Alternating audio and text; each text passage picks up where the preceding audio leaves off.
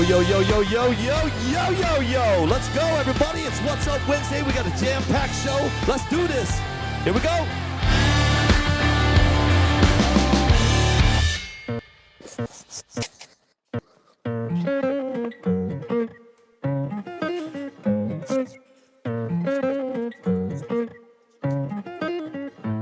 I've been on the road, I've been doing shows. Now we eating steak, remember sleeping on the floor. Stealing at the gas station when the time was cold. In the kitchen, hot still trying to flip it out the stove. Rocking fake J's, praying that nobody know. Watch them take my dog away, it was way too hard to stay composed. Fight to see the light of day, all this blood on my clothes. I was tired every day, green light, it's time to go.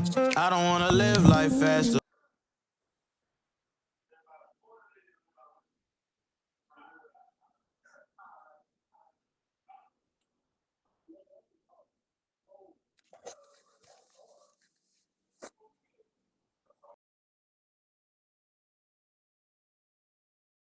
I'm coming back home, yeah, I'm coming back home. Write my name in the stone, cause I'm coming back home, cause I'm coming back home. Right back where I left because I know my people needed me. Diamond in the rough, I don't know what it is they see in me. Go down as a legend in my city cause we beat the streets. Trying to spread the wealth around the block, no I can't keep from You guys start sharing this, man. Let's get this pot started. I got Foster Yates, Mark VYNE, Earl Baxter. It's going to be a good show. And I put it on me. I don't wanna live life fast or die too young. Die too young. 100 miles per hour might crash, cause good die young. But here I come. Push it to the limit, I can't go no more. Red light, no way, I'm coming back home. Long dirt road, all on my own. I'ma be the greatest, write my name in the stone. Write my name in the stone. Yeah, I'm coming back home. Yeah, I'm coming back home. Write my name in the stone. Cause I'm coming back home. Cause I'm coming back home. I'm coming back home. I'm coming back home. Y'all coming back home. Y'all coming back home. I'm coming back home. Y'all coming back. One more Push it to time. the limit, I can't go no more. Red light, no way, I'm coming back home. Long dirt road, all on my own.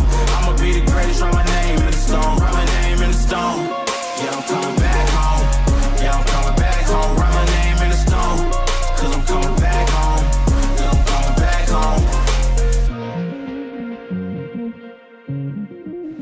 Write my name in the stone. Cause I'm coming back home. Yeah, I'm coming back home. What's up, Mark? How's it going? It's going. I don't know if it's good. Thank you. Thank you. Hi, Wendy. Part-time Wendy. Make sure everybody can hear what the hell we got going on here. All right. Make sure we're good. I'm trying to this is all new, Mark. This is new. Yeah, this is all new. All new. Well, everything's everything's sitting in right. now. Everything is in It's in a Pensacola, trail? Florida. Yeah. It's sitting at Joey Polk's. Yeah, I'm like, you had great stuff. Why did you change? No. You have stuff all over the Listen, place now. Yeah. look how simple it is now. Very nice. Yeah, everything is. It's like you're lost. You don't have anything to do anymore. I don't, dude. Dude, you should have seen me today, man. I'm cleaning stuff up, and I'm getting everything cleaned up, man, and all dialed in. But I do have something for you, Baxter. What's up, big dog? I can't hear him. No, we got him. Nope. Now we hear. Can you hear me? Can you hear me, Earl Baxter? I can hear you. Yeah, Sweet. there he is. Awesome, man. Hey, I'm gonna grab something for you and me and Foster. How are you, big dog? What up, dude? Dude. You got everybody on here. Hey, I don't mess around. I'm impressed, man. Look at you. Oh, we got somebody else coming in. Really? Well, a little bit later, but Cool. yeah, we'll talk about it in a second. Nice. Hey, I'm going to grab something for Mark. I got something special. I'll be right back, you guys. Where's he going? We start the show and he disappears? I don't know. He's running around. Mark, how you doing, sir? Earl Baxter. Glad to have you guys a part of the show tonight, man. Yeah, I'm good. Sir, thanks for having me. What do you got there? That's funny. Is this alcoholic? I need that today. Okay. Right. Thank you. So the first thing I have to say is this. Matt Obbin, I know you're watching. Man, thank you, brother. I just got 240 of these today. Really? I've never tried this. 240 are sitting right there, man. So what I did, like I told Matt, we're going to open them online. I right, sent this to ready? Matt. This There we here's go. for Hey, Matt hey. Obbin right there. Yeah. Yep, cheers, man. Got a voodoo drink. Look at that. Nice. So they're not cold enough, so we got ice for us. All right. They're pretty cold, aren't Hey, they? you guys enjoy. Yeah, no problem. Hey, do you guys want one? I'm sorry, bro. That's pretty good. No, Yeah, man. it's good, You know, right? I'm chopped liver these days. You are not chopped liver, my friend. I have a whole case for you over there. I think I've already had like 40 of these things I wonder today. how you do that. How do you make an energy drink? You know what? Wait, I can't. Oh, I want to tell you something. So I want to tell the whole world, but my wife would kill me. Like that tastes good. No, yeah, it's like a kind of like a It has a lemony flavor. strawberry. It's a great Yeah, energy that's it. Yeah, drink. yeah. Strawberry. All right, that's the show. See you guys. Peace. Yeah, see, you guys are echoing really bad, bro. We tried to fix the echoing, guys. We really tried, but unfortunately, it didn't happen, Earl. God dang. I tried, guys. I got a new switcher board, and unfortunately, it's Is this something really. with a volume on their side? We've been trying to fix it for like 15 minutes, and I just don't know what's going on. I guess you guys could just sit there. Well, listen, man.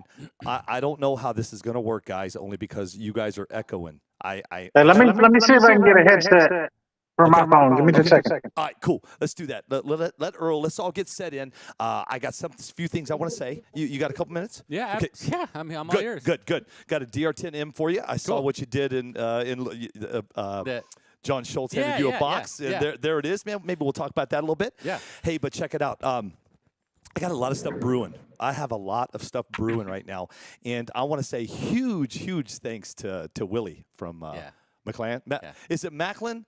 I always get it wrong. I think it's McClan. It's McClan. I know. I got yelled at by OKO this morning. I did too. Did you? Yeah, Did you get the same video? yeah. I think that's going around now. I got the video from OKO. So, man, Willie, thank you so much, bro. I told the story on how Willie and I got hooked up yesterday. It was very crazy how we got hooked up, and it was through Ian Goodfellow. And really? Yeah. Oh, good. Yeah, huge Love that shout dude. out to Ian. Yeah. Yeah. So thanks, Willie, for he's sending us a big care package, man. So Nice. so what we're gonna do is as soon as all the product gets here, man, I'm gonna shuffle it through all the shows. We're gonna send some off to. Matthew Housen will be giving some stuff away. The girls, the new ladies in the fast lane, with Lindsay May and Erica Del Grazo. And as you guys see, I'm starting a new show, and it's starting. It's probably starting in about 2 weeks. And I'm going to go ahead and announce it. I was going to have him come on the show with me, but he's on his live show right now. So I'm going to announce that really quick. And listen. I think you guys are going to have a lot of fun with this new show that Foster and I have been talking about. We've been talking about him. Luke Harmon from Luke's Hobbies even said, I reached out to Luke and I said, what do you think about this guy? And he said, bring him on. So starting not this Thursday, the following Thursday, you are going to be hanging with Drew Sparks, and the name of the show is Drew and Friends. And what we're doing, Mark, I'm doing something totally off the cuff. Hey, you know me, dude. I get a little wild and crazy. So what we're going to do is if you guys ever see Drew, he's always got the 804 boys, lot boys hanging out. They're actually live right now. That's why he couldn't come on. So what we're going to do with Drew is he's going to come on live with you guys. And anybody that's watching, anybody can request to come in with Drew. And it's going to be hanging with Drew. It's going to be Drew interviewing the whole world, I think. Wow. Yeah, I'm doing something different. What platform are you doing that on? How do you do that? That's Zoom? good. We're only doing that at Attention in the Pits. I'm not doing that on NPRCTV Live. Oh. So if you're not a part of Attention in the Pits, you better be a part of it because Drew starts in about 2 weeks. Wow. Yeah, That's dude, cool. it's going to be cool. I think you guys are going to have fun with him. If you've never seen Drew and they just hang out, man. They talk shop and they just get down and sit down and have a good time. It's not a production with Drew. He just kind of does his thing. And that's what I'm excited about. Foster, I'm excited about him bringing people in off the cuff and hanging out. It's different. I don't know if it's going to work, but we'll damn sure try. Yeah. Hey, I got a question real quick. Okay. Before I start talking in the echoes, do you have the Bluetooth button on?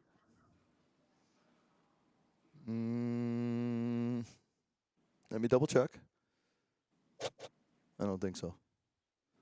I don't know. This is all new. That's pretty cool over there. You got a nice switch. Oh, brother, this thing is bad. I just got it. Foster, it is not on. Okay. Are we still echoing? I want to see if you guys are still echoing. God, I can't fix it. Let me double check. Check 1 2. Yeah. It's still echoey. Ah, man, Try guys, turning that volume down. it's down. I can hear it. Nah, I'm just checking, man. Oh. I feel bad, dude. I really, guys, I'm trying here, but this new switcher, I just got it and I just put it on and and went. It is what it is. You know what? If we have to bring Earl back on through the phone, that's how we're going to do it. Unfortunately, we got to do what we got to do sometimes. So let's do this. Are we still? Let me verify, Wendy. Are we still echoing out there? Hello, hello, hello. Are you still echo? Echo. Did we lose Earl? Is he on here? Yeah, he's probably going to get it. He went to go get some headsets. Oh, okay. Are we still echoing, guys? Double check me, man. I believe I'm echoing. I can hear myself after I talk. It's coming back to me. Still, because if we're gonna do this, I'm gonna shut it down or just bring you. I'll just come to you by the phone. Let's just do that, dude. I don't want to continue to go down this path if we're gonna have echoes, man. That's one thing I don't want to do. So, yes, Earl get it's an headset? Does he echo? It's still echoing. Yeah, Okay. is that any better? Okay, Try guys. that. Earl, text me your phone number. Unfortunately, it's not going to work. I'm going to bring you guys in via phone, okay? Okay. Is that not any better? Sorry, Does guys. that sound better for Earl? Let's check Earl. No, Is he's that any still better? echoing. No. It's something on our side of the switch. I'm sorry, guys. Yeah. Stand by. This is all right. Let's just do it. Let's just bring you guys in phone. Let's just knock this out of the park. It's all good. Earl, text me your phone number. I'll get you in right now. How about now? Is that better? Foster, let's try it with just Earl. Yeah. Earl, can you Is that hear any me? better? Look at Foster. No. Oh, no. It's bad.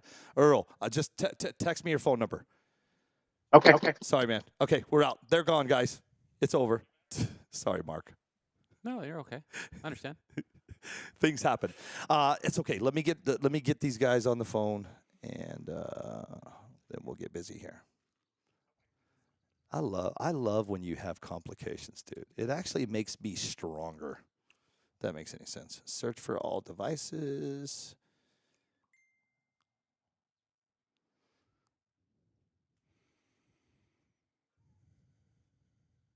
I'm almost there, ladies and gentlemen. If you guys are just joining us, Mark VYNE is in the studio, and we are calling Foster and Earl Baxter. We are having echo problems, so instead of screwing with it, let's just get them on the phone and be done with it. How was your day, dude? Work? It was rough today. Is it rough? Yeah, work's busy and Yeah. And yeah, there's a few people that follow my Facebook at work, so that was there's some interesting topics. Oh, really? Yeah. Interesting. I can't get Foster in through the damn Bluetooth either. Yo. Can you hear me, brother? I can. Can you hear me? Now I can hear you. We're almost there. One more minute. Let me call Earl. You gotta love this shit, man. He sounds clear over the phone. And Yes. his headphone. He Yes. does. All right, stand by. We're calling Earl now. It drives me crazy, man. You spend so much money on this crap, and Earl, are you there? Yes, sir. Can you hear me? There we go. Sweet. Okay. I got Earl. I got Foster via phone. Sorry, guys. But we're going to do it this way. Let's just get down to business. I've already kind of said what I had to say. Earl, thank you for joining us. Foster, thank you. Mark, thank you. Man, we're going to get right to it. This is actually part of my race recap too. You know what I'm saying? Because Earl, are you there? I usually do. Ooh, we're getting Yes, sir. Can you hear me? I know why. I usually do my race recap on WhatsApp. It's because I had Facebook open. Gotcha. I usually do my race recap, so we'll do it together. Sure. So fair enough, Foster? I like it. Yeah, I know you do, you sumbuck. Well, sounds great to me. Got a DR10M. So I'm going to start like this. If you guys didn't know, last week we're at Fire on the Bayou down in New Orleans, Louisiana, and with us meaning NPRCTV, I'll make my race recap super short and sweet. I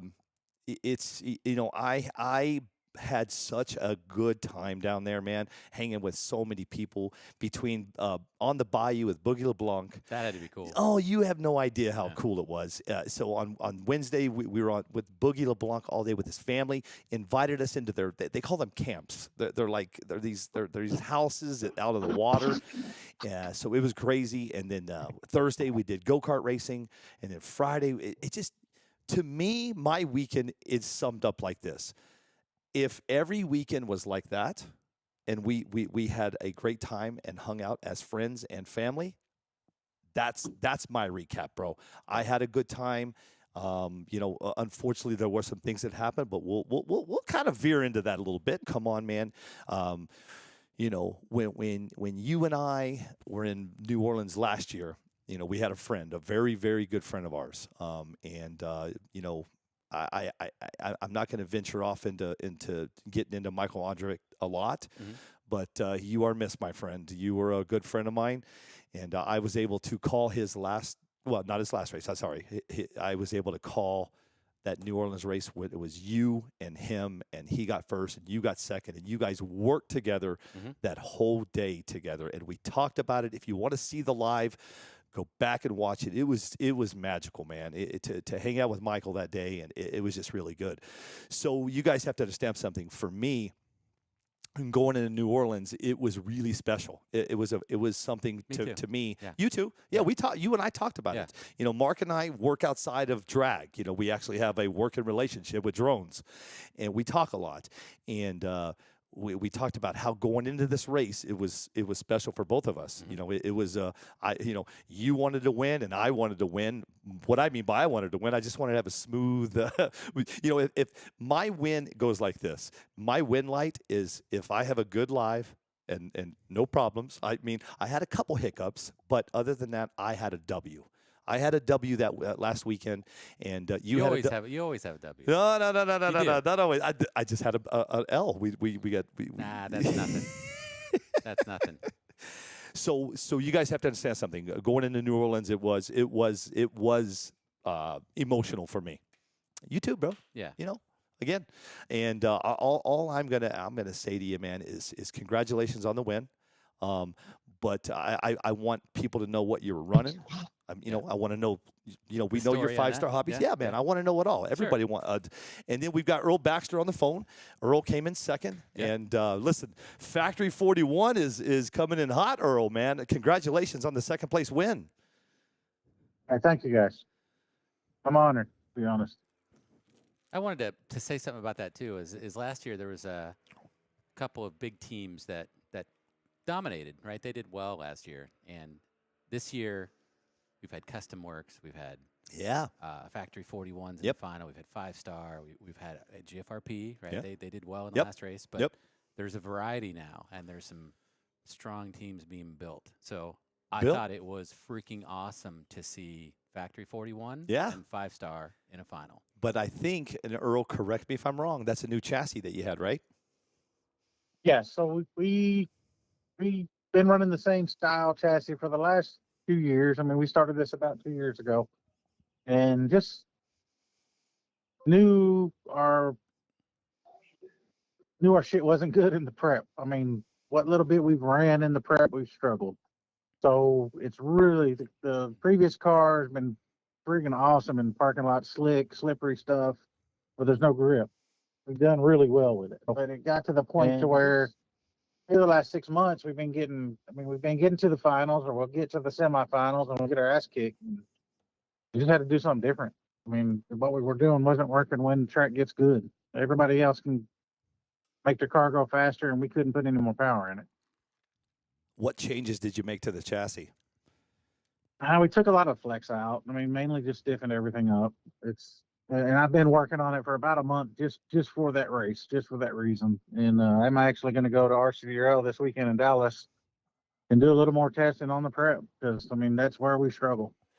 No kidding, man. Good for you. Foster. Or have struggled in the past. Foster would, I used to make sure Foster's still there. Yeah, man. I'm just. And I want to touch on the mic. Of New Orleans, man. I'm just listening, and when you guys get finished up, I'll kind of give my race recap as well. I mean, I wasn't there. perfect. Yeah, I wanted to touch on the Mike deal. We were pretty close friends here in town too. Yes, and you were. Mike was always good to me, and I said Brian and I are pretty tight still.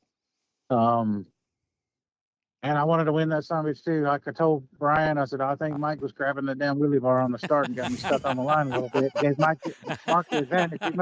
He must have wanted Mark to win it, because I think I actually had a little faster car than he did. That's pretty cool. Yeah, yeah. That's But I bet that son of a bitch was holding onto the wheelie bar and grinning like a son of a gun.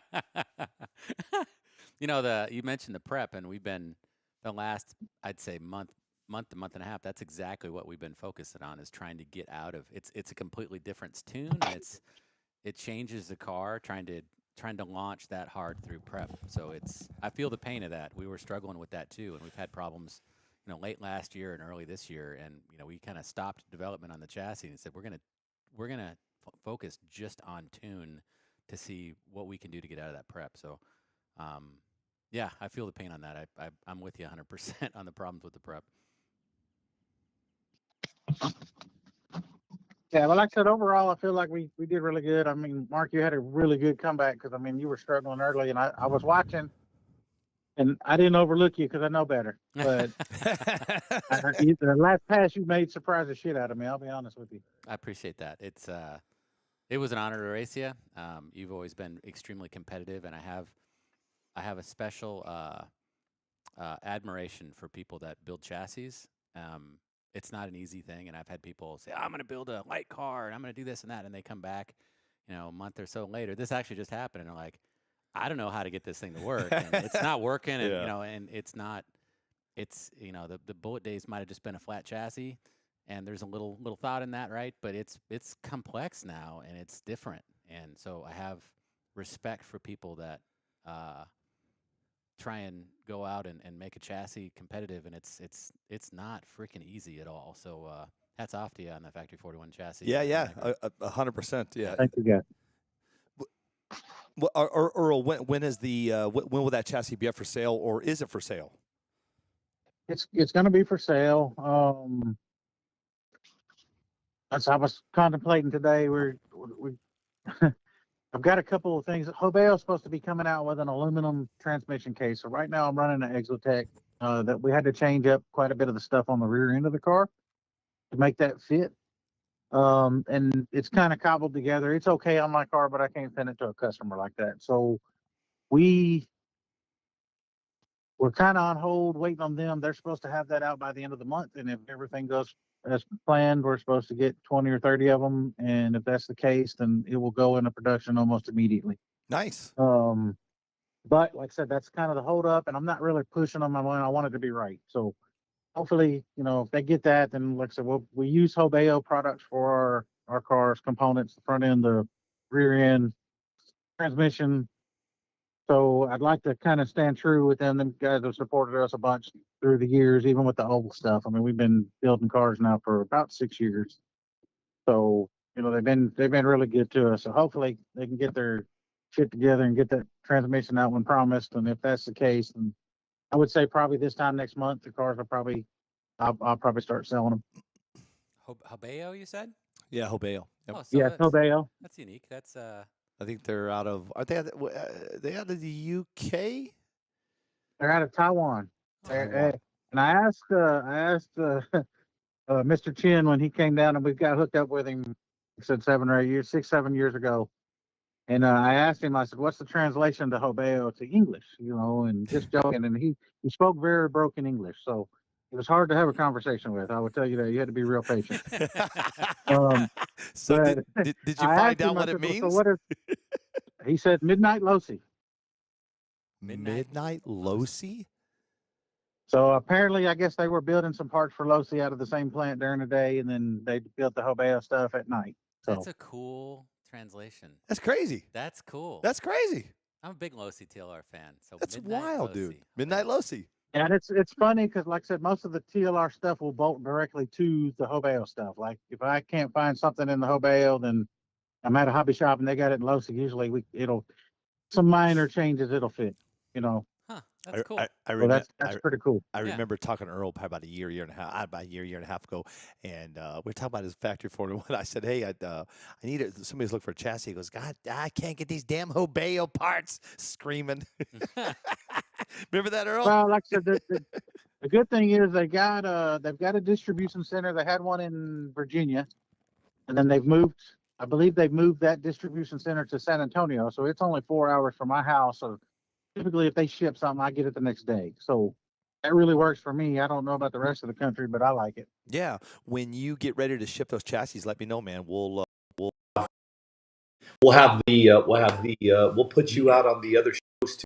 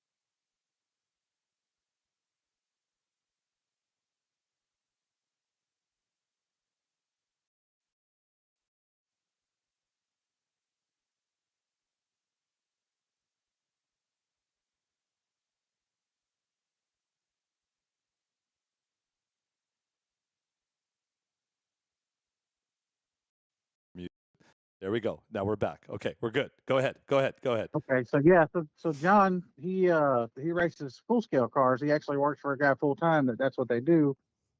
And so he's 4 or 5 days a week at the shop getting the cars ready, and then they're usually gone on the weekends, and they've been racing a bunch here lately.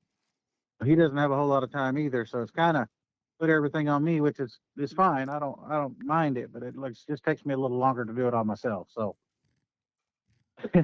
if it doesn't really bother me if we don't sell a whole lot of these things, to be quite honest. I just don't have time for it. So I don't mind, So one or two a month, but man, we're not anything like GFRP or RC or DR1, DC1. We're R1 stuff.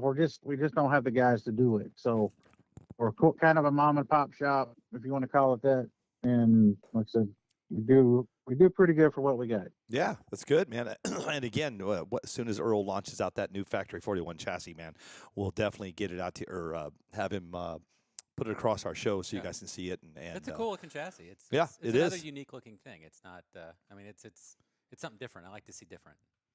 Different. Yeah, and like I is said, good. I put up a video on our Factory 41 Facebook page. If anybody wants to go see it, I actually shared it to my own page too. But I put a video up of the new car. It's really close to what we're going to release. We're going to make some small minor changes, and obviously the transmission is going to be one of them. But you can go check out what we've done. There's nothing special. It's real simple. I mean, it's got only the meat and potatoes that you need to do this stuff. It doesn't have any extra crap on it. I mean, it's a stripped bare car. So you're running the Exotech gearbox now, correct? Yes, we're running Exotech gearbox. We run the Exotech rear hubs, the front axles, the titanium rear axles. We're using a lot of the Exotech stuff also for Losi. So for the Losi 22. I love Exotech stuff. They make a cool looking part. A lot of it's the same part like Associated. You can get the hub, but then the Exotech hub is just a little bit cooler. Like they make some neat looking stuff. And I'm very familiar with that box. That's a good box. Really good stuff. And like I said, I'm really impressed with the quality. I mean, I heard a lot of, you see guys, I guess, complainers, if you want to call them that, bitch about everything. I've seen some negative stuff and I was like, man, I don't know, but I've gotten in. I can be honest with you. I haven't had any problem, and it's definitely helped our cars. Yeah, I think I'm running the And it's Exotech really good quality Losi stuff. diff. Like I'm running their diff, the Losi that Exotech has. Yeah, You know, and like I said, our cars actually, even the Hobeo transmission, we're using a lot of the Losi parts in it as well. So Yeah. You good know, stuff. I haven't heard Exotech for a little while. Are they no? Now Foster. I know you guys were running and sponsored by Exotech. Are they still a thing? They're looking for a manager right now. They're getting back into it. Yeah, Exotech. I'm gonna tell you this right now. Y'all just keep your eyes open. Exotech's coming strong into the game. Oh, Yeah. Under the NPRC. Tommy and I have been with Exotech for almost 2 years now. Got some really clean machine parts, really well functioning parts for drag. They're big into the F1 style and other things like that. But they really came on scene with a Vader. Tommy and I used to run the Vader, but they're looking for a team manager right now for NPRC. To travel to some of these races, and I think you're going to start seeing a lot more of Exotech in the NPR scene, which is very exciting to see because that Exotech is probably one of, they're a staple of RC. They're in all genres and, worldwide and what they do. I'm excited to see what they come up with. I hear some rumblings of things to come for them. so what Foster? What was it? Why did they get out of it, or why did they slow it down? What was the reasoning?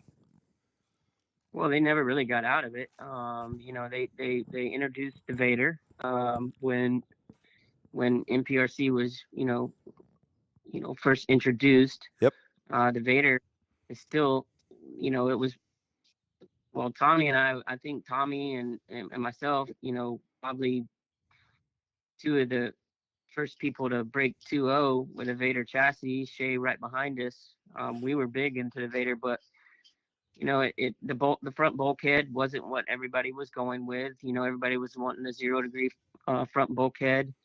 But I don't know. I'd be interesting to see if somebody put what we have, get some risers in the transmission in the back with the Exotech tranny, and It had a flex point in the back. It's a very lightweight car. It's you can really trim that car out to like 2061 and make it work really well. Nobody's ever put a four pole in a Vader really and really saw what it's done, but they've seen the evolution, and I think they, instead of just introducing new parts to try to keep up with the curve, they've done more research to see what they need to do to really put the best product or best foot forward to possibly later this summer, what they can do this year. But Exotech's bad to the bone, man. Mike out of California, he's done a lot for Tommy and myself. We tested the Twister tires. I'm still a believer in them. They're great tires. We were in Maumee, Ohio, and Mark knows this story. And I think people people like what they're used to and what they have confidence in, and it's hard to switch over. But Voodoo tire is number one tire out there. But I think that the Twister is a great product, and what Exotech's coming out with in the future, you guys are going to see some bad to the bone stuff. I think Sanchez did. He broke his Voodoo and he put some Exotechs on, and I want to say he did like 92 miles an hour with them. Like I was like, wow, that. With the Twisters? Yeah. And I tested a few of those. Tommy and Shay, we always go back and forth, and I'm like, no, just put the Twisters on, just try them. I get you, like, and Sanchez is running, and me and Sanchez, we go back and forth, but he was running on air, and he had a problem with his Voodoos, and the funny part was he got up there, and I don't know if it was Tommy or Shay, but he beat him with the Twisters. And the first thing either Tommy or Shay went to Sanchez and said, "Don't tell Foster, don't tell Foster, don't tell Foster." So they came, but I'll be the first to say, that you're not going to beat a Voodoo tire. You're not going to beat it. It's the best tire out there for all surfaces. But the Twister tire, when 13.5 was out, that Twister tire was phenomenal when 13.5 was running. And then a certain group of guys figured it out for Outlaw too, on air or on a certain type of foam. When it first came out, they didn't have the foam. But I could go on and on about Exotech, man, but you guys just be on the lookout for some great products they're putting out. It's a great company. Worldwide. Yeah. I didn't mean to get off track, but I haven't heard. I used to carry a lot of it in the shop, and I still have a ton of it left. Yeah, I saw their post on Oh, the man looking for a manager, and I'm like, ooh, they're getting fired up in the game again. That's cool. Yeah, well, I guess we'll yeah, see on that one, right? Hey, it's happening. Trust me. Earl, are you? What races are you going to be heading into next? I mean, do you have any big races planned out?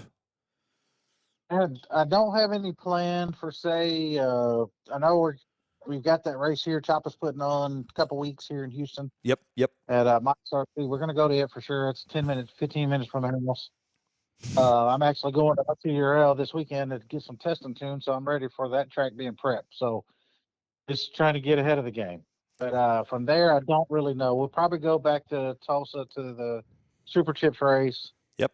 And from there, it depends on how it goes. I don't know. I really wasn't looking forward to going to any big races, except for the New Orleans race, just because of how our performance has been the last couple months. So, Well, listen, now you should beat all of them. Yeah, I was just gonna say you should hit a lot of them. Now Yeah, you did real well. absolutely. Yeah. yeah, that was definitely good for our confidence. Like I said, I feel like we're going the right direction anyway. And I think the fastest passes this weekend, I think we were only about 300s off of the fastest passes. So I think we're right there. I mean, there was times it went really good, and there was times I was my own worst enemy on the keyboard. So. Sorry, guys, I am still trying to figure out why this is still echoey. So Mark, let's talk about last weekend, man. I mean, going in, I knew, it's funny is, I think I messaged Mark, I don't know, was it Friday maybe? And I say, hey, man, how you doing? You go, dude, I'm having a bad 2 days. you had prep spill in your car, in your bag. Yep. You were late or what happened on the plane? I mean, So the plane was delayed, and then when we finally landed, the rental car company was closed in a way. Like I couldn't get the car. yeah. And we sat for an hour or so to try and maybe even longer than that. Sat in line. It was an absolute disaster. But we finally got a car and got back to our room, which was like 100 feet from Bourbon Street. Oh, it was? Oh, So boy. it's trying to park. I'm like, oh my gosh. Hell no. Yeah, You yeah. should have learned that from last year.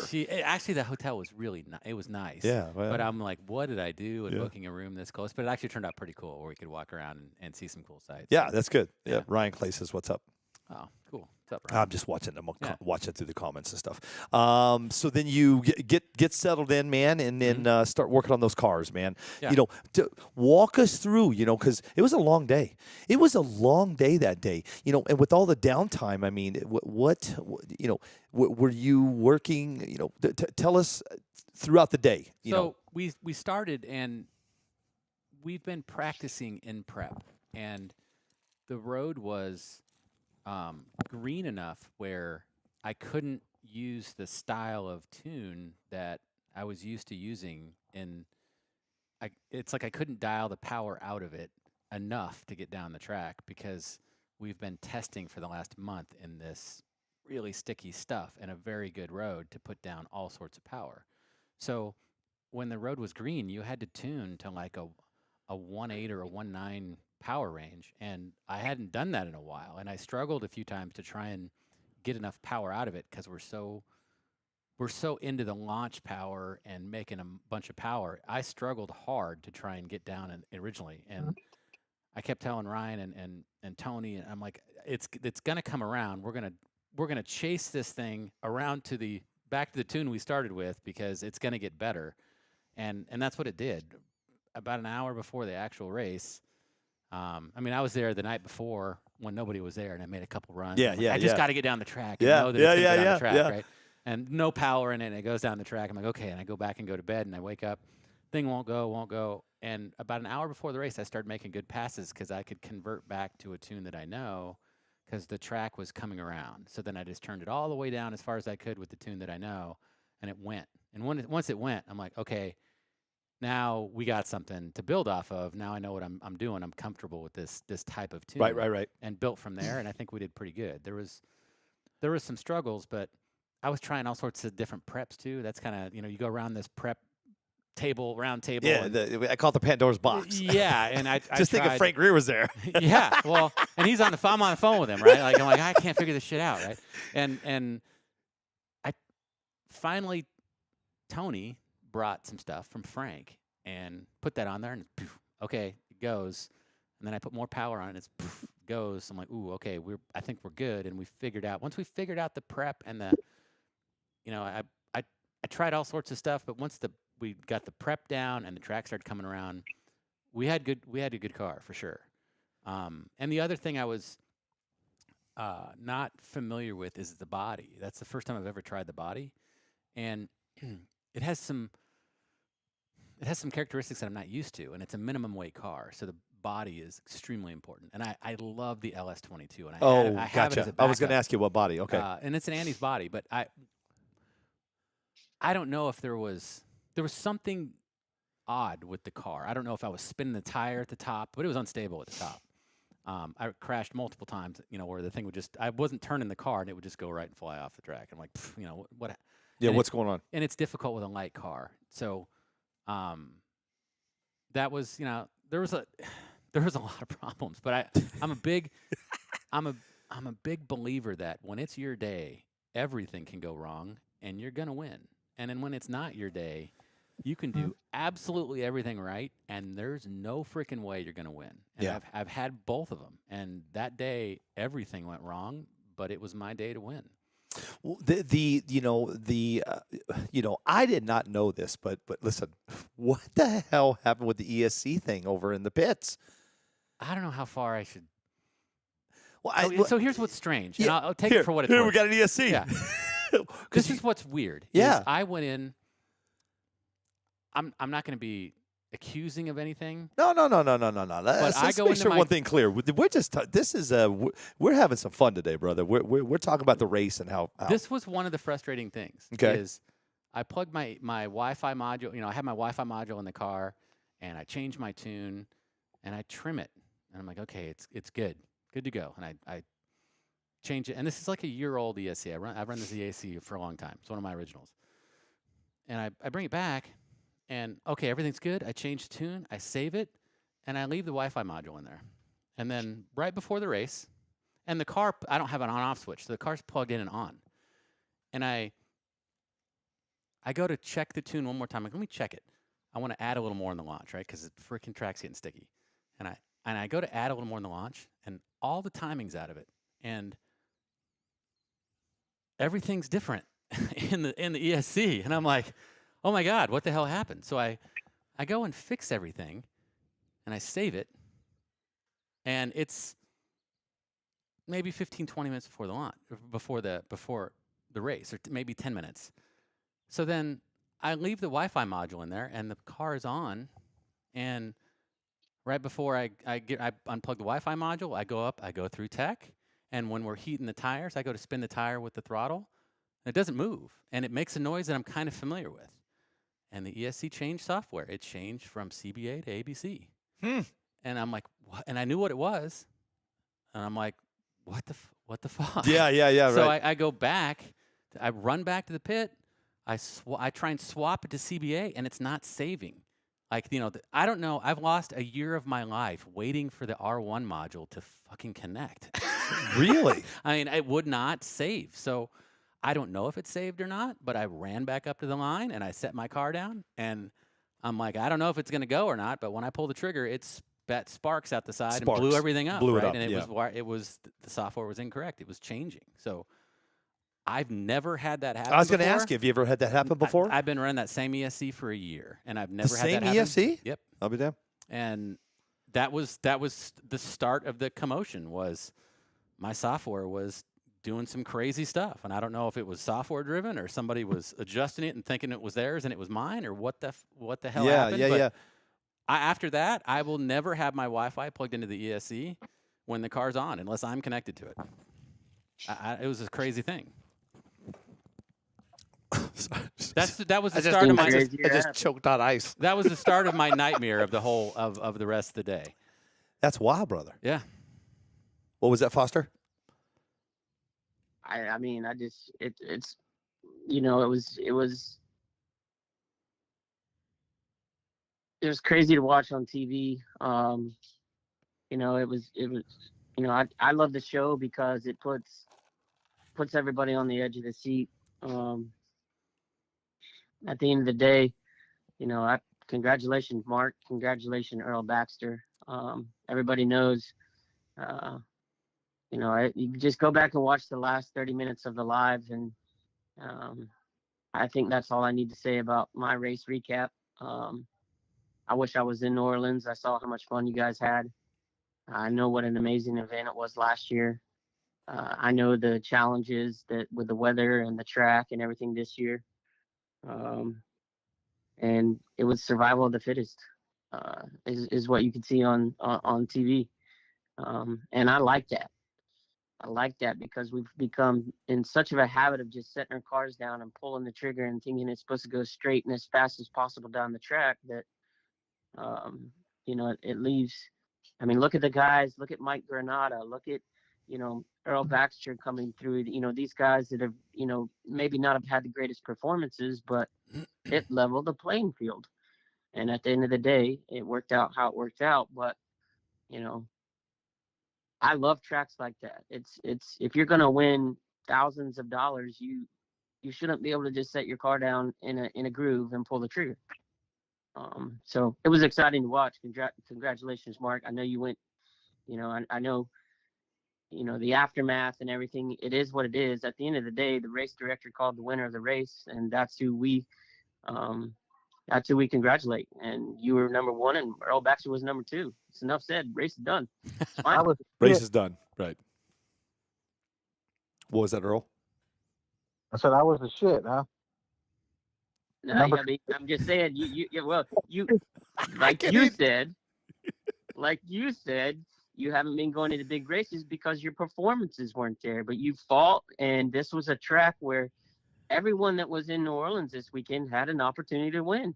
Some of the biggest names were struggling, and it took teamwork, it took thought and process, and actually the ability to understand your car and manipulate your car to get down the track.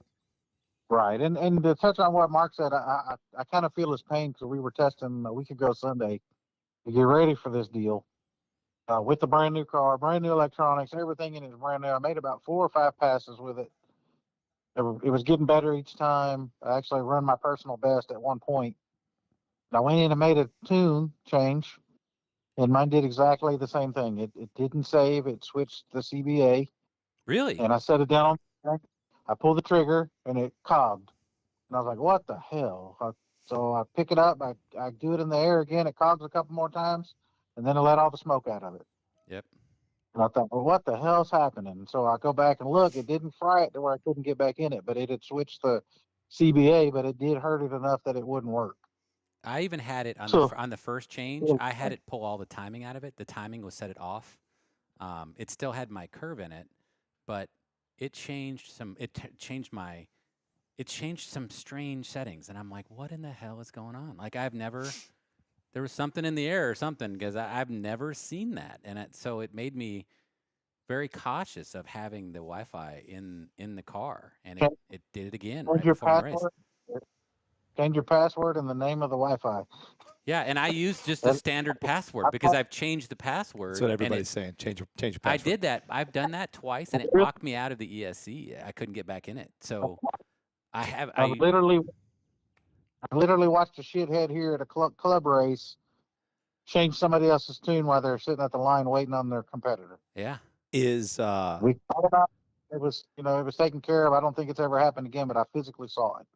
And I was like, man, it won't ever happen to me. No, there was a race that a guy came up to me and showed me my tune on his phone long time ago. And I'm like, what the fuck? And he's like, oh, I'm just messing with you. And he disconnects. And I'm like, holy shit, right? And with people like, I hear rumors of people going in and grabbing Greer's freaking burned out speed control and downloading the tune off it because they want Really? Oh, yeah. So Is that a thing? That happened, from what I understand, is he burned an ESC out. He threw the ESC out in the trash. Somebody grabbed that ESC, fired it up, and pulled the tune out of it. Is that? Yeah. Wow. So it's a lesson that I'm not going to have a Wi-Fi in my car. I don't, and if I do connect to it, then I'm going to make sure that my iPad is connected instantly to it. But That's wild, dude. changing the password, I've had 2 password changes where then it locks me out and I can't get back into it. One of them was the first ESC I ever had with R1. I'm on the phone with Jibs.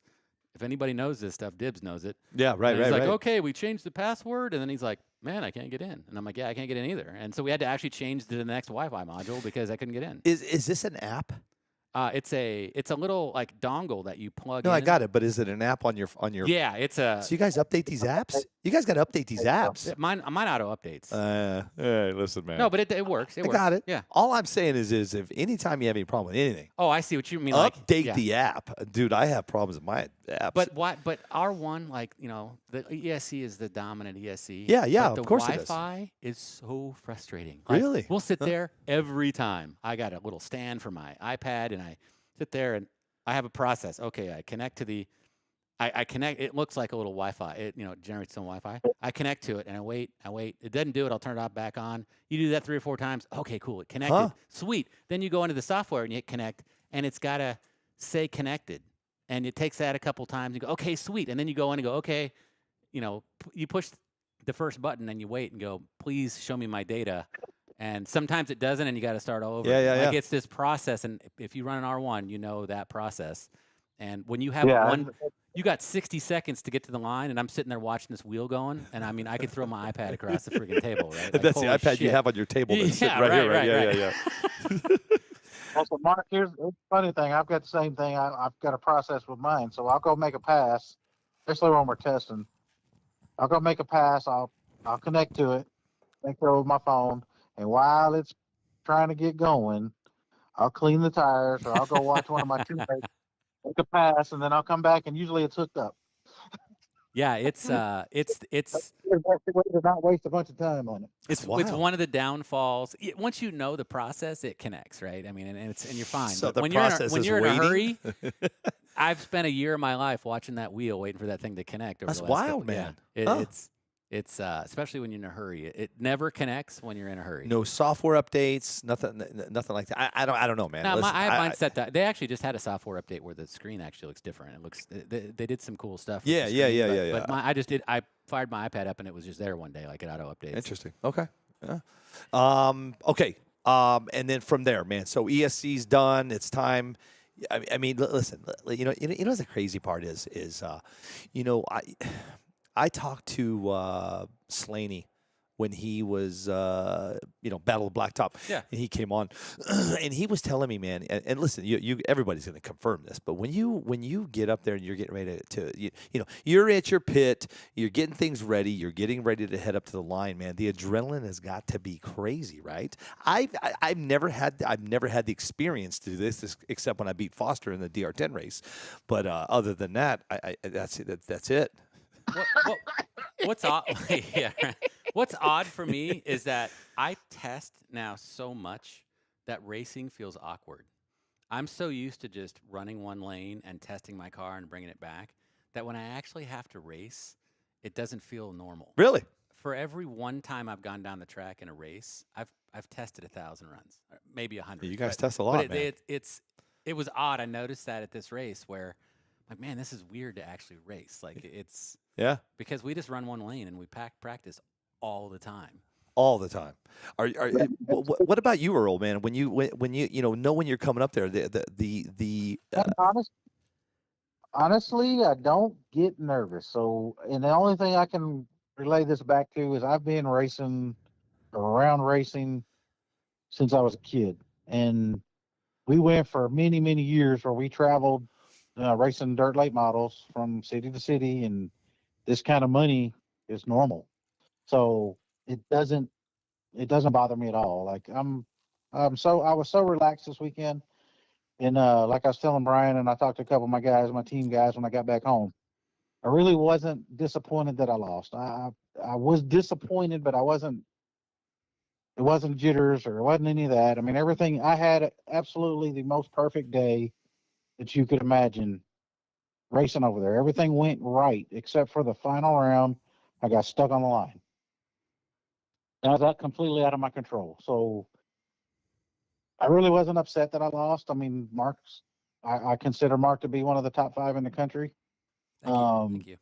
And there's probably 15 guys that are in that category, the top 5, legitimately.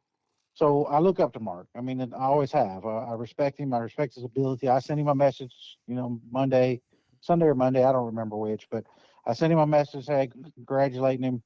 Don't worry about all the bullshit. It's just part of it. And I wasn't mad. I got several messages from a lot of people, congratulating me, which I don't even really know. And I kind of feel bad for that, because in saying that, but I don't really know these guys. I mean, the guys went out of their way to commend me and tell me I did a good job, and shake it off. I really never hung my head. I mean, the cars work absolutely flawless all week. A lot of that's from hard testing. I mean, we did a lot of testing to get ready. So a lot of the deal for me is preparation. So if I'm going to a race and I'm prepared, I usually don't get nervous. I mean, we've raced for big money for my whole life. And it's just another day. If you don't win, you work on your shit. You work on figuring out why you lost or why you didn't perform like you need to, and you work on that part when you get home. And then you go back next week and you get your head knocked off again, and you do the same thing. Eventually you show up and you're the guy. I mean, you're the guy that's going to win it. And, like I said, you got to have a lot of luck. I say I get lucky a lot, and I do, but I put a lot of work in. But I can tell you, I've had the fastest car at a lot of races, and I get put out first or second round because you strip a spur, or you break an axle, or something fucking stupid happens, like a tire comes unglued, or there's so many things, so many variables that can kill you. The cool thing with it is, like our oval racing, we got 4 minutes. So if you make one mistake, you got 4 minutes to make up for it. On this deal, Wow. You make one mistake, you're fucking watching. Yep. Hey, sir, can you please stop saying the F word? I appreciate you reaching out to me, Earl, Yeah. and with the message that meant a hell of a lot. So I wanted to say that before Yeah. it gets covered up. But thank you. So Thank you very much I for have that my message. theory on Earl. Okay. Here. Ready, Earl? Yes, sir. The reason why Earl wasn't nervous, have you met him? He is cool as ice. He is, He is yeah. cool. He Yeah. will walk that pit, and he got that head tech. He's got that head back, and Earl struts, I guess, when he walks through. So that's why, Earl, you're just cool as ice, my friend. Well, he's got a hell of a car. He shouldn't be nervous. He's got a car to beat anybody there. Yeah. Foster, you still there, bro? Yeah, man. I got 3 guys on this show tonight that got bigger mouths than I do, so I'm just listening. Nobody's got a bigger mouth than you. I love him. I love Foster. You know what? I got one thing to say, Foster, and then you can have it. So, you guys, here's the deal. I'm going to be straight up with everybody right now, man, and I'm going to throw it out there, and this is the way it's going to go down. This is me. This is what I got to say, and this is my opinion, and it's going to go down like this. I'm getting ready to head to a race. I'm off to the Gator Nationals, okay? I'm going to RCDRL. That's why you see this right here. I got RCDRL right here, and I got NPRCTV, and we're merging. And I'm heading into Ocala, Florida to do the RC Gator Nationals, and I cannot wait. I'm telling you guys, Foster Yates and myself went off. We went there just about 3 or 4 months ago, hung out with RCDRL. We did a small live stream. It was nothing crazy. But here's where I'm going with this. If you have time to sit and watch the RC Gator Nationals and watch them put this race on, I think you guys are going to see a shift. Okay? Now, this is just my opinion. And yes, it is RCDRL, and it is full prep. I get it. But everybody has been asking for this, Mark and Earl and Foster, and you all know it. These past 2 races, it's not just this past race, but let's talk about the Battle of Blacktop for a second.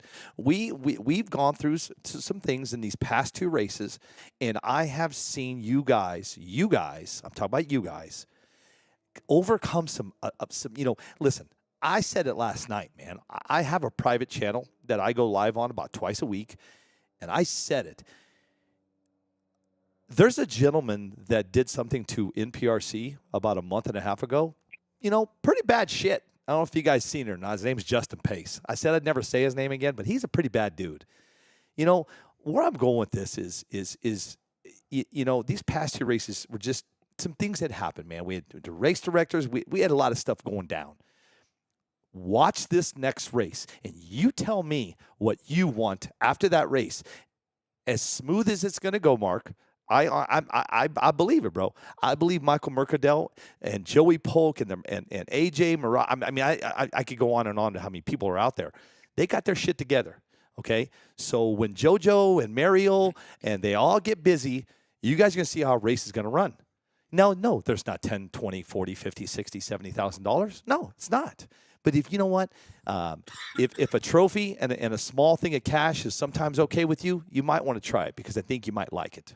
Yeah, I think that's been around longer than NPRC. It's been around right? for 10 years. Yeah, it's been around. And a you know long what's time. crazy is what drives me crazy. That doesn't drive me crazy. Is it's not. It should be on my live stream every time they race. You know. Yeah. It's just me and Mike have been working on some things to get together, and we have worked it out. And I'm telling you guys, Foster and myself are so excited to go to the RC Gator Nationals. I'm telling you, I keep talking about it, but you guys are going to see a shift. And and listen, if I leave the RC Gator Nationals and it's not a shift, then you know what? You guys are yelling at me. I'm cool with that. I'm cool with that because I'm just telling you what I've seen, where I've been, and who I know. You on board with that, Foster? Yeah, I want a lot more with that. You know, with this live, me being able to sit at home and call it with you, Billy, and be able to watch. You know, I was watching all the comments and hearing everything. And I gathered a couple of things from it, and here this is coming from me, right? This is my opinion, and I hope my opinion is sometimes respected. But you know, when we had a race where a racer didn't break a beam, and then the next race a racer didn't break the beam, everybody wanted to get on, and well, the NHRA rules say this, and this is the rule, this is how it should be done, and this is how it should be done. Well, guys, this is not the NHRA. This is NPRC that started with 2 cars in the street with a flashlight start that has evolved so quickly that we're trying to replicate what the NHRA does in a radio control manner. Now, here's the kicker. Here's the difference.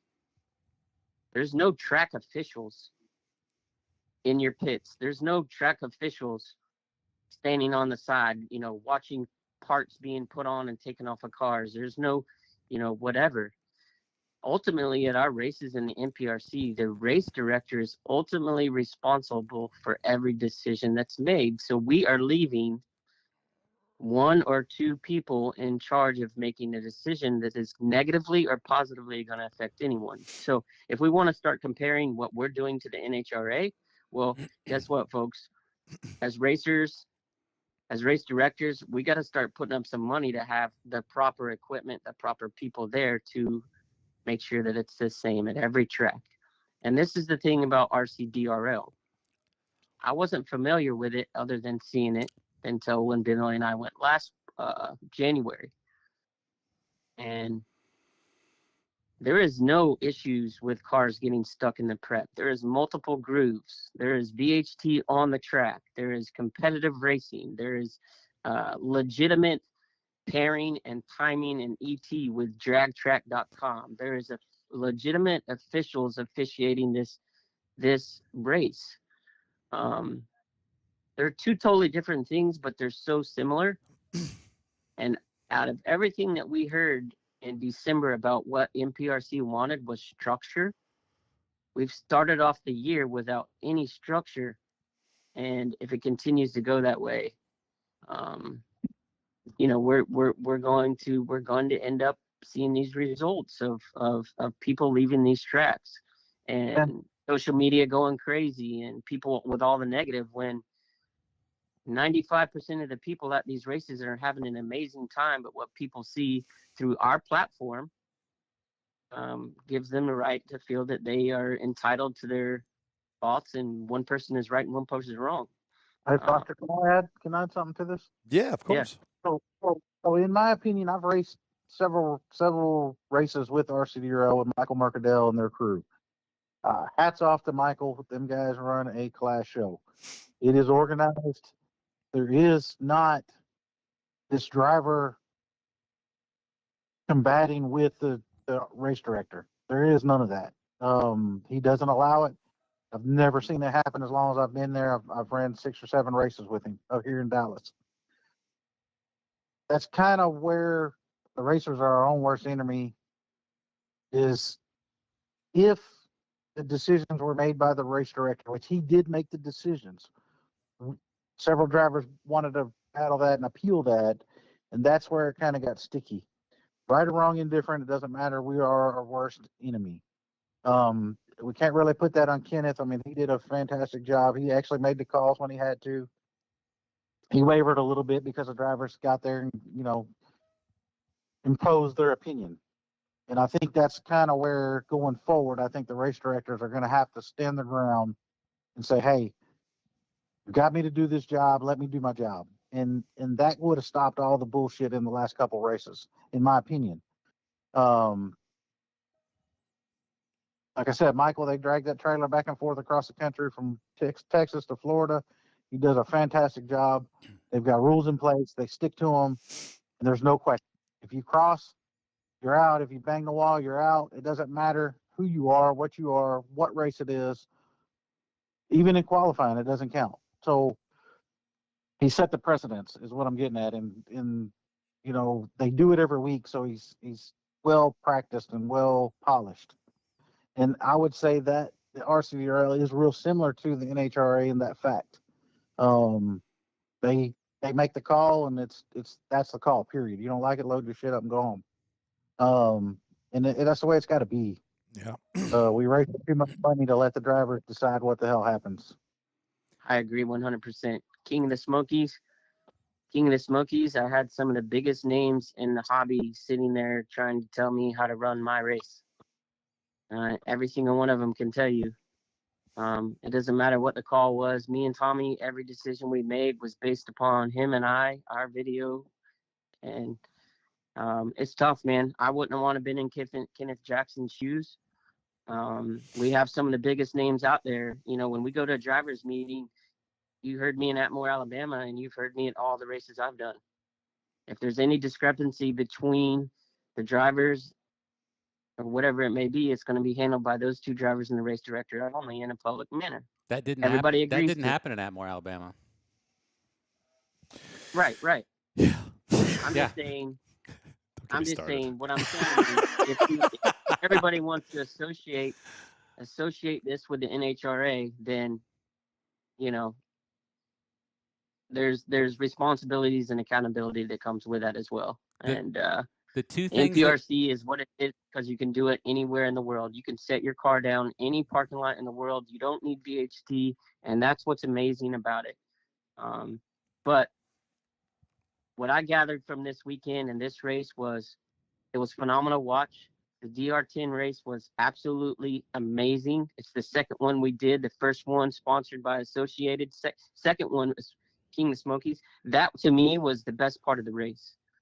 And then watching Braxton Smith, Brandon Diaz, and those young kids out there battling it with everybody. And you know what? No matter what happened, those kids walked away with a smile on their face and had the time of their life. Yeah. Amen. So I have something to add to this. Yeah. So the two things that I learned out of this race. First one is, as a race director, the call has to be consistent no matter what. Across the board. If a foul happens, that same call happens every time. And the second thing is if you line up on that line, you're agreeing to that condition. You can't say, yeah, cool, okay, good, and you line up and it doesn't go your way and you're pissed. If you don't agree with it, you talk to the race director before you line up. When those two cars line up, we're going. Those two things happen, and I think a lot of this would go away. And the shit that I got from this race is astronomical. I'm sure. I even got it at work. And I don't know how far to go. Listen, man. You can, Mark, here's the deal. You can say whatever you want to say. You can do whatever you want to do, man. This is your show. You know me by now, man. I don't venture off into that stuff. this show is to have fun and promote this hobby / Yep. sport. And I'm all for that. That's what I do, and that's what I'm going to continue to do. I am not a racer. Okay, shit happens. It's in it. Listen, go back to last year. These past 2 races is not the first time. It's happened in the past. I'm with all of you guys. We need this to stop because this is the problem. Here's the problem that I have is I have given my all to this NPRC. I live it. And I have bowed out of races because I don't want to cause a problem. I've rerun big cash races because the guy didn't think it was fair. I've genuinely tried to be the upstanding racer and be as fair as I can. And I've even had somebody come to me and say, "Hey, you can roll the light, man. Something screwed up." I go right to the race. Instead of taking that advantage, I go right to the race director and said, "Dude, that's fucked up. You got to fix this. Right? Yeah. Fair race." I've gotten arguments with people because I'm yelling at them saying, "This has to be a fair fucking race. If you have an advantage." Easy on the F words, please. Sorry. It's okay. There might be a few more, but It's I'll okay. try and hang out. It's okay. And I don't have one of those dump buttons. in this race, there was a couple mistakes made.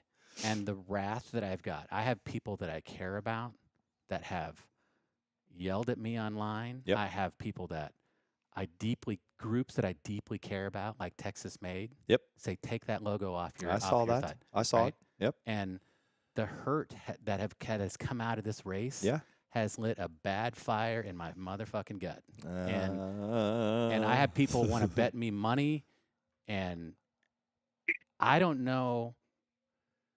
I can only take so much. Until I'm going to bring a wad of cash and say, "Mother effer, meet me on a road that's neutral, and I'll whoop your fucking ass." Right? I mean, I'm to my limit on what I can take, and I don't know why I'm such a punching bag, because all I'm trying to do is make something good, and it's disgusting what people are doing online. Like, I'm even thinking I'm going to shut down my Facebook site and I'm going to go do what Dustin did. I'm going to go over to YouTube, right, or something that I can control a little bit more. Yeah.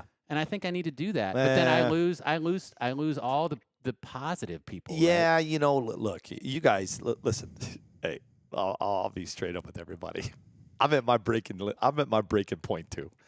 And I'm gonna be really honest with you right now, bro. Go ahead. Before we go off to something different, there's 2 people that mean the world to me, and they're upset with me. I'm not even sure why, right? One is because I said I got a logo or something, and it was a joke on my thing. Like, I should be able to say I got a logo. Well, Tommy Burgess, I love you like a brother. I messaged you, and if you're mad, you can say anything you want, man, and I love you. You're like a brother, and I'm sorry if you're upset.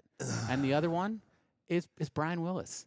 I love that guy, and I heard that he was upset with me. And I shouldn't even be airing this out, but I'm so frustrated. Cool, because Brian is a part of me too, and I don't want to see this. I want to see, sorry, I'm not trying to interrupt you at all. The hurt that came out of this race, I wish I would have never won. I wish I would have never gone to the fucking race. I mean, it is. Yeah. And it's supposed to be a 5-star win, right? That's just this cool win. Still is a 5-star win. It is still That's supposed to be the focus. It is still right? a 5-star. Supposed to be the focus. But out of this, I hear people. I get it. I mean, I hear the craziest shit. And if you want that fire lit where I'll bring a wad of cash and I'll meet you at the King of the Streets and let's go fucking race, there's no good that'll come out of that. I'm going to whoop their ass. I think we got money coming. I'll whoop their ass, and then they're going to be more pissed off, and I'm going to get more shit, right? And I'm just, fuck, I'm tired. I am just freaking tired. I get it. you know why I get it. Go ahead. No. Billy and I have been in that boat for 2 years. Yes. Mark, you gotta just hold your chin high. Yep. He's right. And have self-belief. That's all it is. But we Billy and I saw everything. We stay neutral. It doesn't matter who was on the podium or why they were on the podium. We're going to celebrate the podium winner. Correct. We're going to celebrate the victory of whoever won. End of story. No matter what the situation is. At the end of the day, the race director made the call. And that's what it is. But I'm going to make a plug here. We've got a solution to all this. And we saw what happened, I guess, Monday night with your live, and then the other lives following. So September 29th, man, it's on.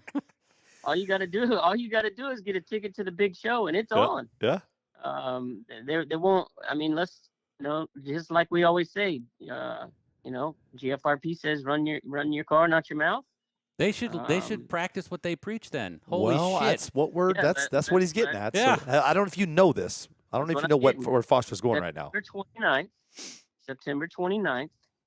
I don't want to be responsible for races anymore just because of this, because even if you do the right thing as a race director and you make the right call and you're consistent and fair across the board, or somebody hits something that's not in the middle of the track, you're at fault for $20,000 or $30,000. Like, these people expect to show up, and were my expectations my race perfect? No, absolutely not. The shutdown was ridiculous, stupid compared to what it was when we tested. But at the end of the day, 40 foot of that track in New Orleans to 80 foot of that track was just like ice too, because of the weather and the prep conditions.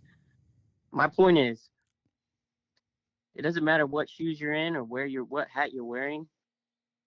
You're always going to be right, and you're always going to be wrong. And 90% of the people's mind, because they didn't win the race. But we're going to fix this. Rusty Bridges, who ran King of the Smokies, was my race director. He has the same opportunity. We have the same relationships with drag strip owners in the state of Tennessee, him more than me. So at Brainerd Optimus in Chattanooga, we're going to go to the shutdown. I've released some pictures of what it's going to look like. And we're going to have a manufacturer's race. GFRP, 5-star, R1, Custom Works. I'm not sure if that's loyalty. I'm not sure if I would.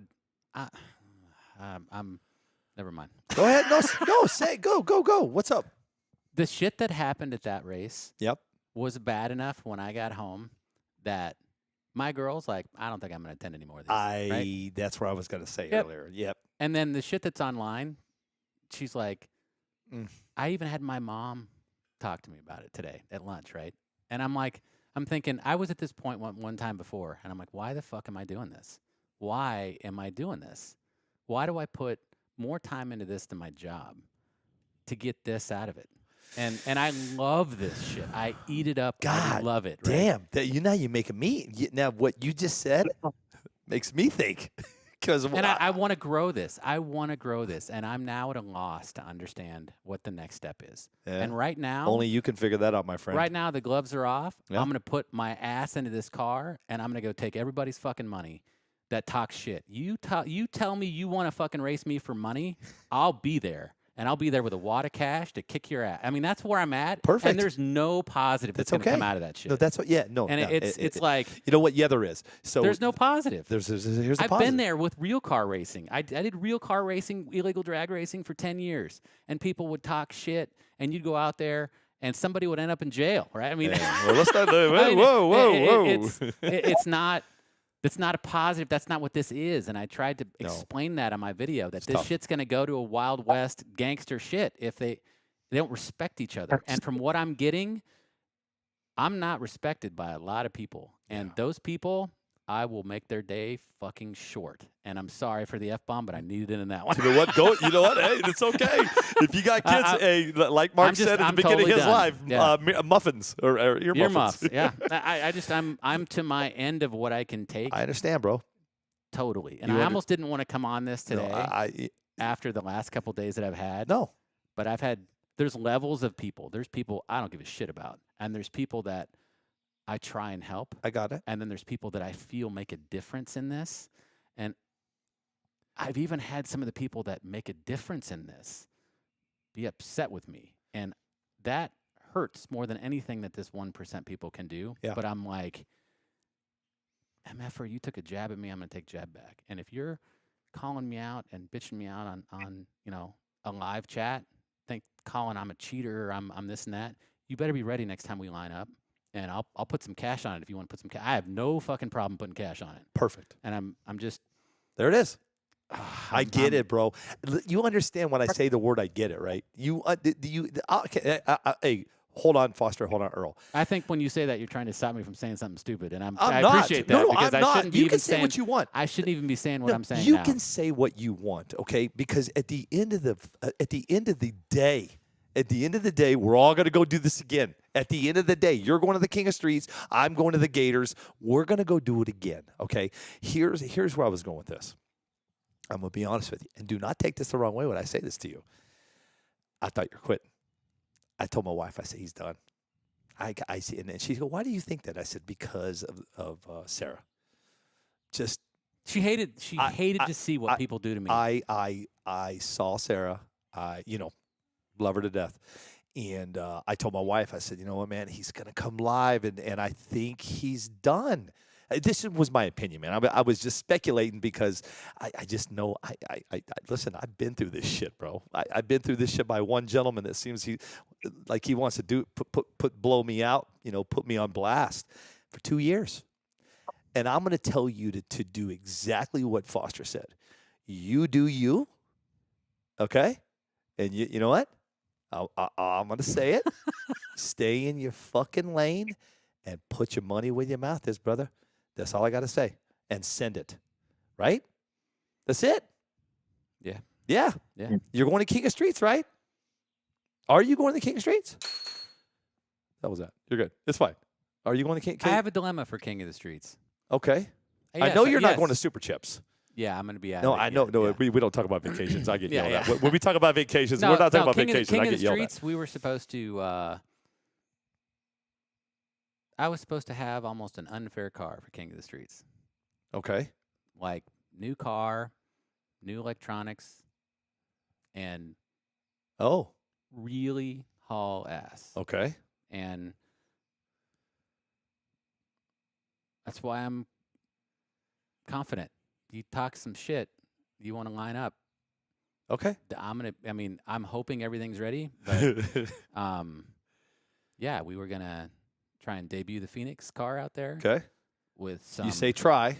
It's not quite complete. We got a couple more ideas. We only got a few more weeks, but I've seen some big, some big stuff, right? And Yeah. and we're working really hard. But what happens if I'll give you a scenario. Let's do it, dude. What Send happens a if I scenario. go out there at King of the Streets, right? Okay. And we build 10 of these Phoenix cars, right? Okay. And we have some cool electronics, and we go win 5-star wins. Imagine the backlash of that. I can't get that fucking car, or No. what? But what battery you guys running? No. Right, right. That's what will Yeah. happen. That's why I'm saying in my video, you know wait what? till I win the next one, right? Because I might not be as fair as I'm being right you now. You can't think of it like that. Yeah. You know what? No. Nah, hell no. You go do you and Jared and Frank and Tony and Ryan, and you go prove a point. End of story. Get the King of Streets and do your thing. Okay? I'm just telling you how I feel now. You got me all fired up.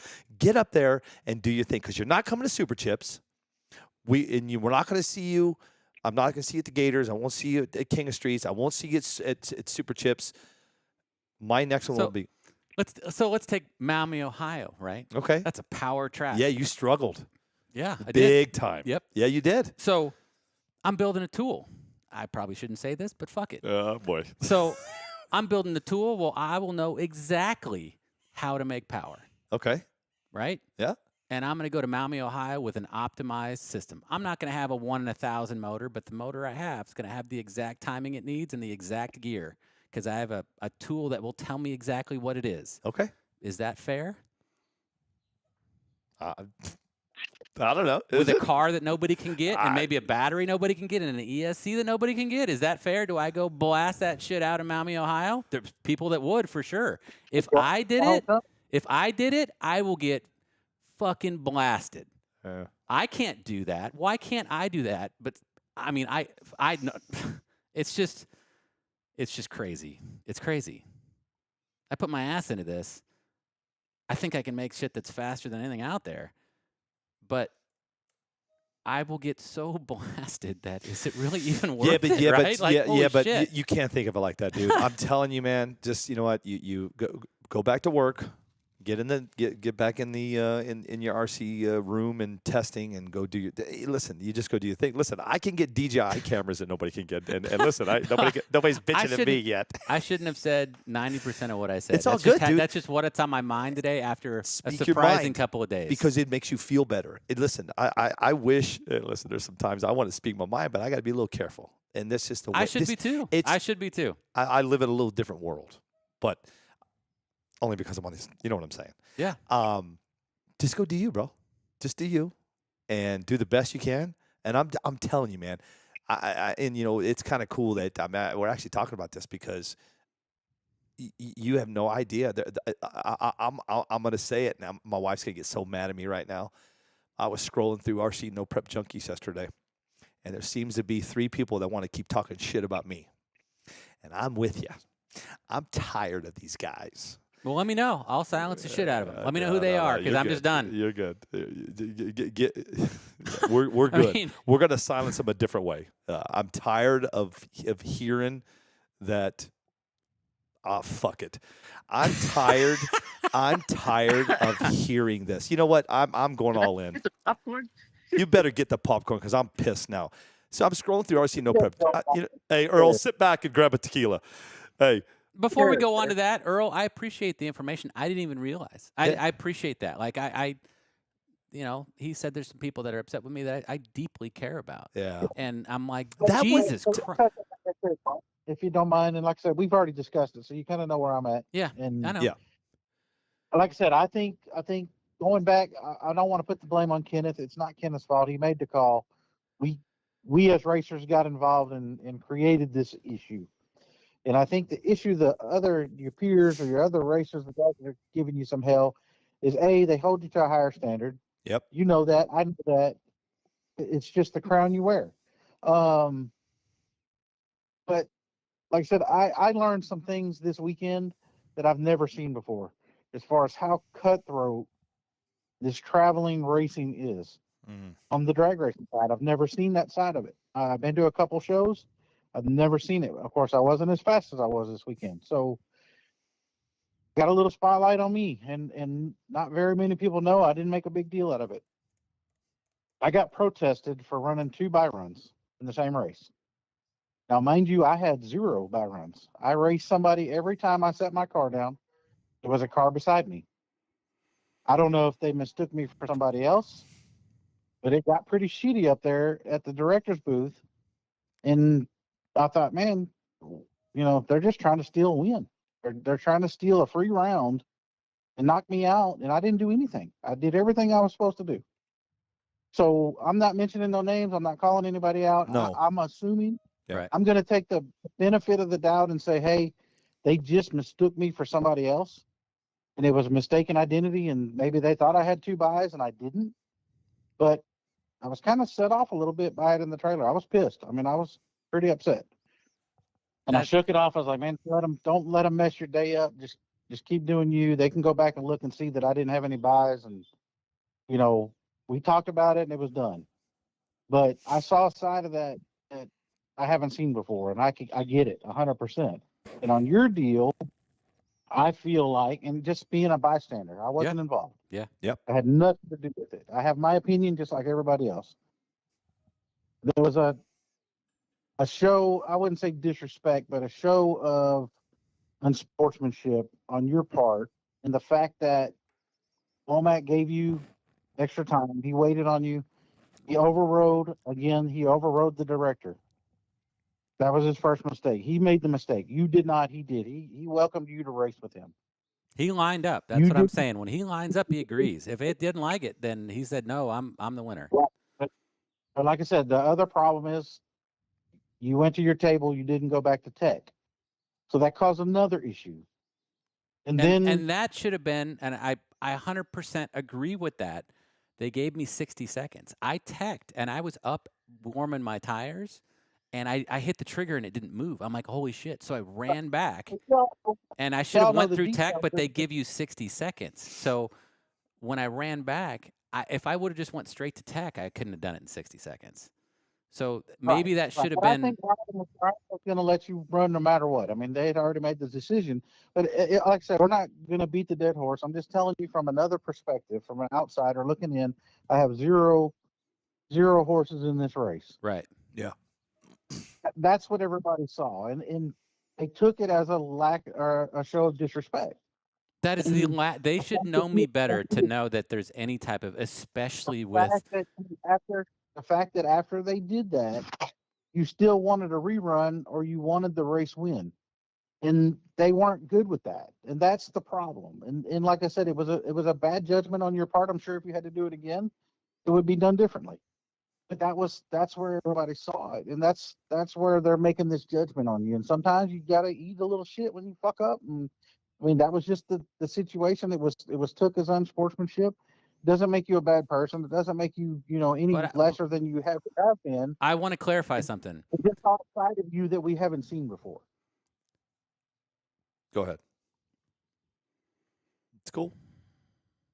I want to clarify something. Yep. All I asked for is the same call. When it was originally called that I lost, I shook his hand. I said, "Nice race." And I went back to my pit and I'm like, "Yep, no questions asked. It's over." There was a crowd that came up to me after the Tony race and said, "They made a call differently. You should go up there and talk to them."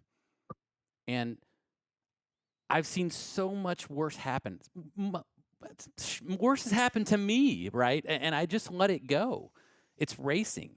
I go up there and I said, whatever you call, it needs to be the same for the foul, whether we're both out or we're both in. And then I said, if there's a gray area, you rerun. I don't see a disrespect in that. I have massive respect for the Texas made, more than they know. I had their logo up on my Facebook for a year. For a year. So to think that is the disrespectful thing, I don't agree. I don't think I did anything wrong. I really don't. All I asked for was the same call on the foul.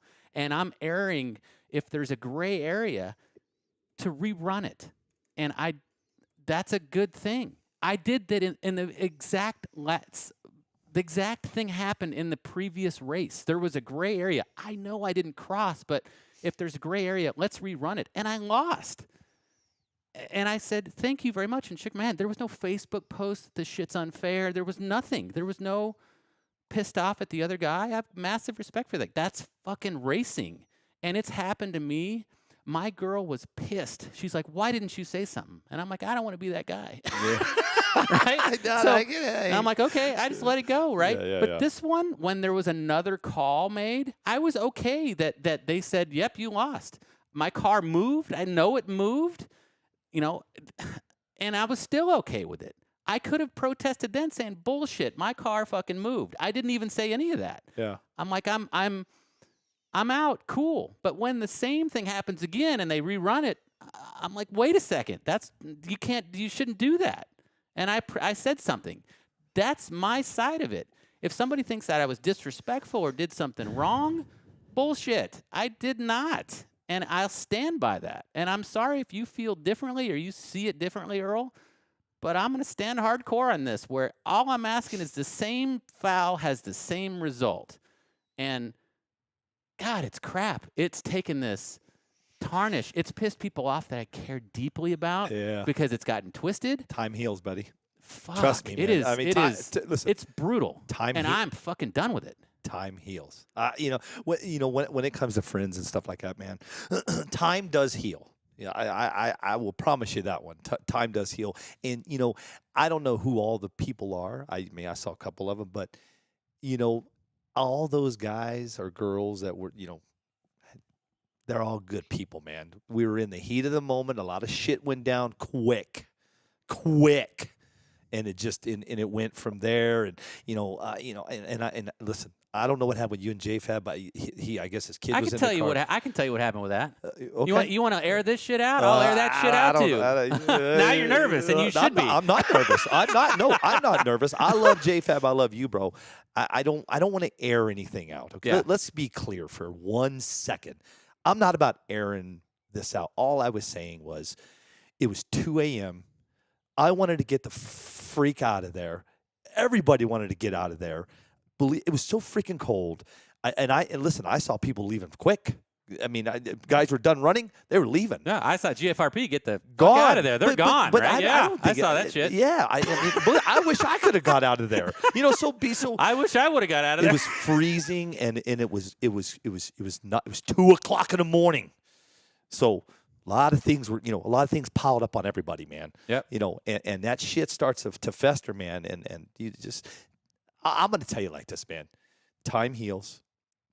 See what happens with these friends, because they're all good guys. You're a good guy.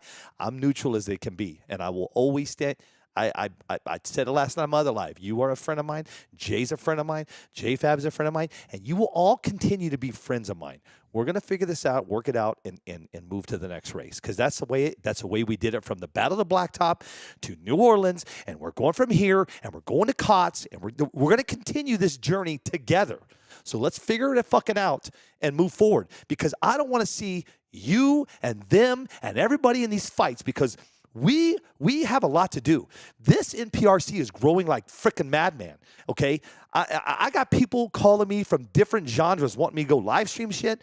So it's real, man. It's real. So JFab or Jay, love you guys. If you guys, we listen. We could rent out a room and go talk. I hate to see this shit, bro. But at the end of the day, you do you. Send it. Do your thing. Go to King of Streets and do your thing. That's it, right? I know what you're going through, bro. I've been dealing with it. With it used to be 9 people. Now it's only 4. Well, it's 5 now. Yeah. Trust that, for real. Yeah, right. Hey, we actually have security. We actually have security detail. Yeah. He's got. Who do you have? Vasali RC Drag Racer, and I got Park Eyes Brand. With Vasali RC, and you got Park Eyes Brand. I got Park of those big ass guns. I want to say something, and then I think we should move on to a different topic. Yeah, we're gonna get off on the pocket and go off to no prep RC junkies for a second, because I'm pissed. Yeah. Here's the deal, and Kenneth Jackson and Junior and grandfather, everybody in New Orleans, I love them like they're my brother. Yep. They treated me like family when I was there. And I would say this to any race director, including myself. The sole responsibility of what we're dealing with today falls directly on the decisions that were made at the track. You can go back and watch the lives and listen to me talk. Mark, you were absolutely 100 correct.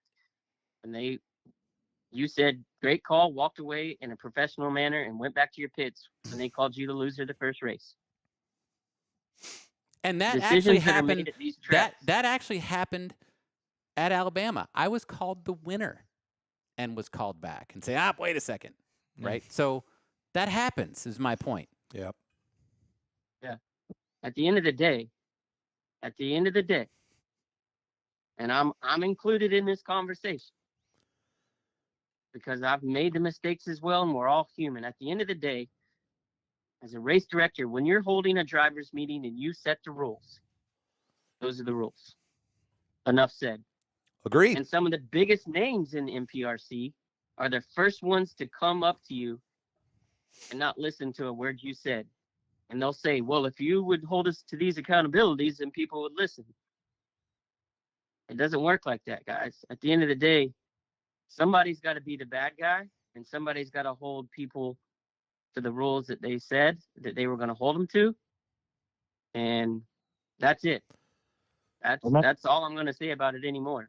The rule was this. That's the rule. Enough said. Race is moving on.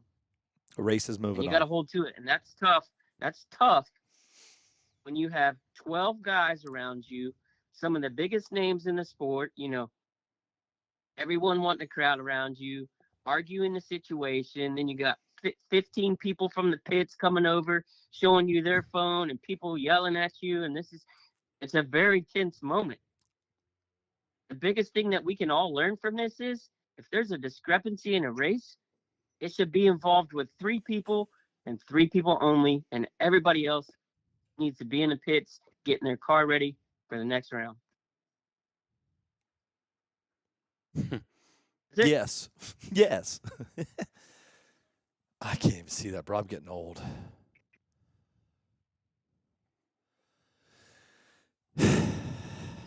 Do I do that? Right? Yeah, I know. Would it be positive or negative? It would be really negative, no matter what the outcome. Like, this is what I deal with. I get it. Hey, send it. I'm just saying. Listen. I was, man. How do I even say this? I don't like this shit. I can't stand it. I don't like to see this, guys. I like the fact when we go and do these races and we all just have a good time, man, and we continue to push this thing. But it seems like Foster and Earl and Mark, I don't know. It's when we went from 22 to 23, I just was like, God, we're here. We're gonna I was so do it. excited. I was Yeah. excited too, I man. mean, there's so much opportunity. I was like stoked, man. Listen, Foster and I, we work and we push and we work and we push and we work and we push. And I worked my ass off for that battle on the blacktop, but just to get screwed by that guy, man, it was the worst thing that I had. I had to go through with that. In 23, man, it just, I mean, the first, I'm only going to talk about 2 races that I did, but the other race had problems too, man. It's not just it's I'm telling you, I'm waiting. I'm telling you guys, RCDRL in 3 weeks, RC Gator Nationals, you're going to see it. You're going to see a different form of racing. And Foster will back me up 100%. I think you guys are going to enjoy this. Yeah, for sure. Every race that's been held in the NPRC has had a problem. Let's make that clear. Every race. Every race. Every race. Oh, we're all human. We're all human. There's a human Yep. factor in it, and that's never going to change. 100%. You guys want to fix it? Start taking sponsorship money, putting it into an actual committee that shows up at, pays these guys to travel, officiate races, It's not happening. set up the same timing system, and It's do not all this and have tracks. No. But that's not going to happen. No. What needs to Not gonna happen is happen. people need to understand that there's errors and have respect for people. And have respect for people. That's what it comes down to is people need to have respect for one another. I've had bad calls and I shake the guy's hand and say, good job, Yeah. right? There's been $18,000 won on a red light because the light's fucked up. Yeah. Right? Yeah, I mean, yeah. there's also, I've seen it all. I've been to massive of the, I see it all. It never runs perfect and it never will. It's the people's reaction that needs to change. We're fucking human. Mistakes happen and you have respect for people. Why don't we just shut all of our Facebooks off? Just go Already racing. did. Because it seems like if you really look into it, I mean, the Facebook, Jesus, the keyboard warriors. I saw people chiming in; they weren't even there. Yay! Speaking of chiming in, we're gonna talk about RC No Prep Junkies in a second. It's not just RC racing. It's like that with It's full-scale cars. No, it's everywhere. It's in Yeah. cheerleading, for God's sakes. Yeah. My daughter used to cheerlead. You want to talk about drama? Go hop in a room with 500 girls. Woo wee! Brother, all I can tell you is this: do what I'm getting ready to do. Here's what I'm getting ready to do. When I hit this button tonight, Billy's done for a while. I'm gonna take a break. I've been running my ass to the bone. I have been, you guys got to realize I went to Atmore for 7 days. I went to New Orleans for 6 days, and it's taken a toll on me. I'm going to hop off these lives. I'm going to let the girls and our new show bring you guys some information and hang out with you. But Foster and I, after tonight, the next live show that you're probably going to see us is going to be leading up to the RC Gators. I'll have Mike Mercadell on, but that'll just be me and him. But I can tell you this, I'm taking a break. I have just, after all the shit that's being stirred up about me over at No Prep RC Junkies, I'm not done. I'm going to continue. You good? You all right, bro? Yeah. Okay. Listen, I get it. You understand, Mark. You understand, I get it. Look, do me a favor. Look at all the shit I've taken. I know. It's crap. It's fucking stupid. I look at what you do for this hobby or this sport or whatever you want to Thank call you it. for the kudos the other day, by the way. That's the minimum that you should get. Ah. You are the glue that holds this No, I'm together. not. My mom can watch me race because of you, right? I mean, people see what we do because of you.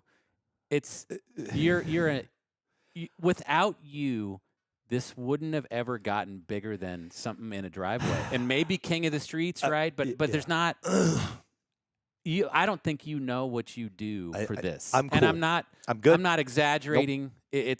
But it's. I'm going to tell you something. I'm good. Okay. What I mean by I'm good. I'm not speaking for Foster right now, though. By the way, Foster's a rock star. I'm speaking for me and me only right now. Foster and I have gone back from the beginning. Tim and I have started talking about how I started and how I got to where I'm at.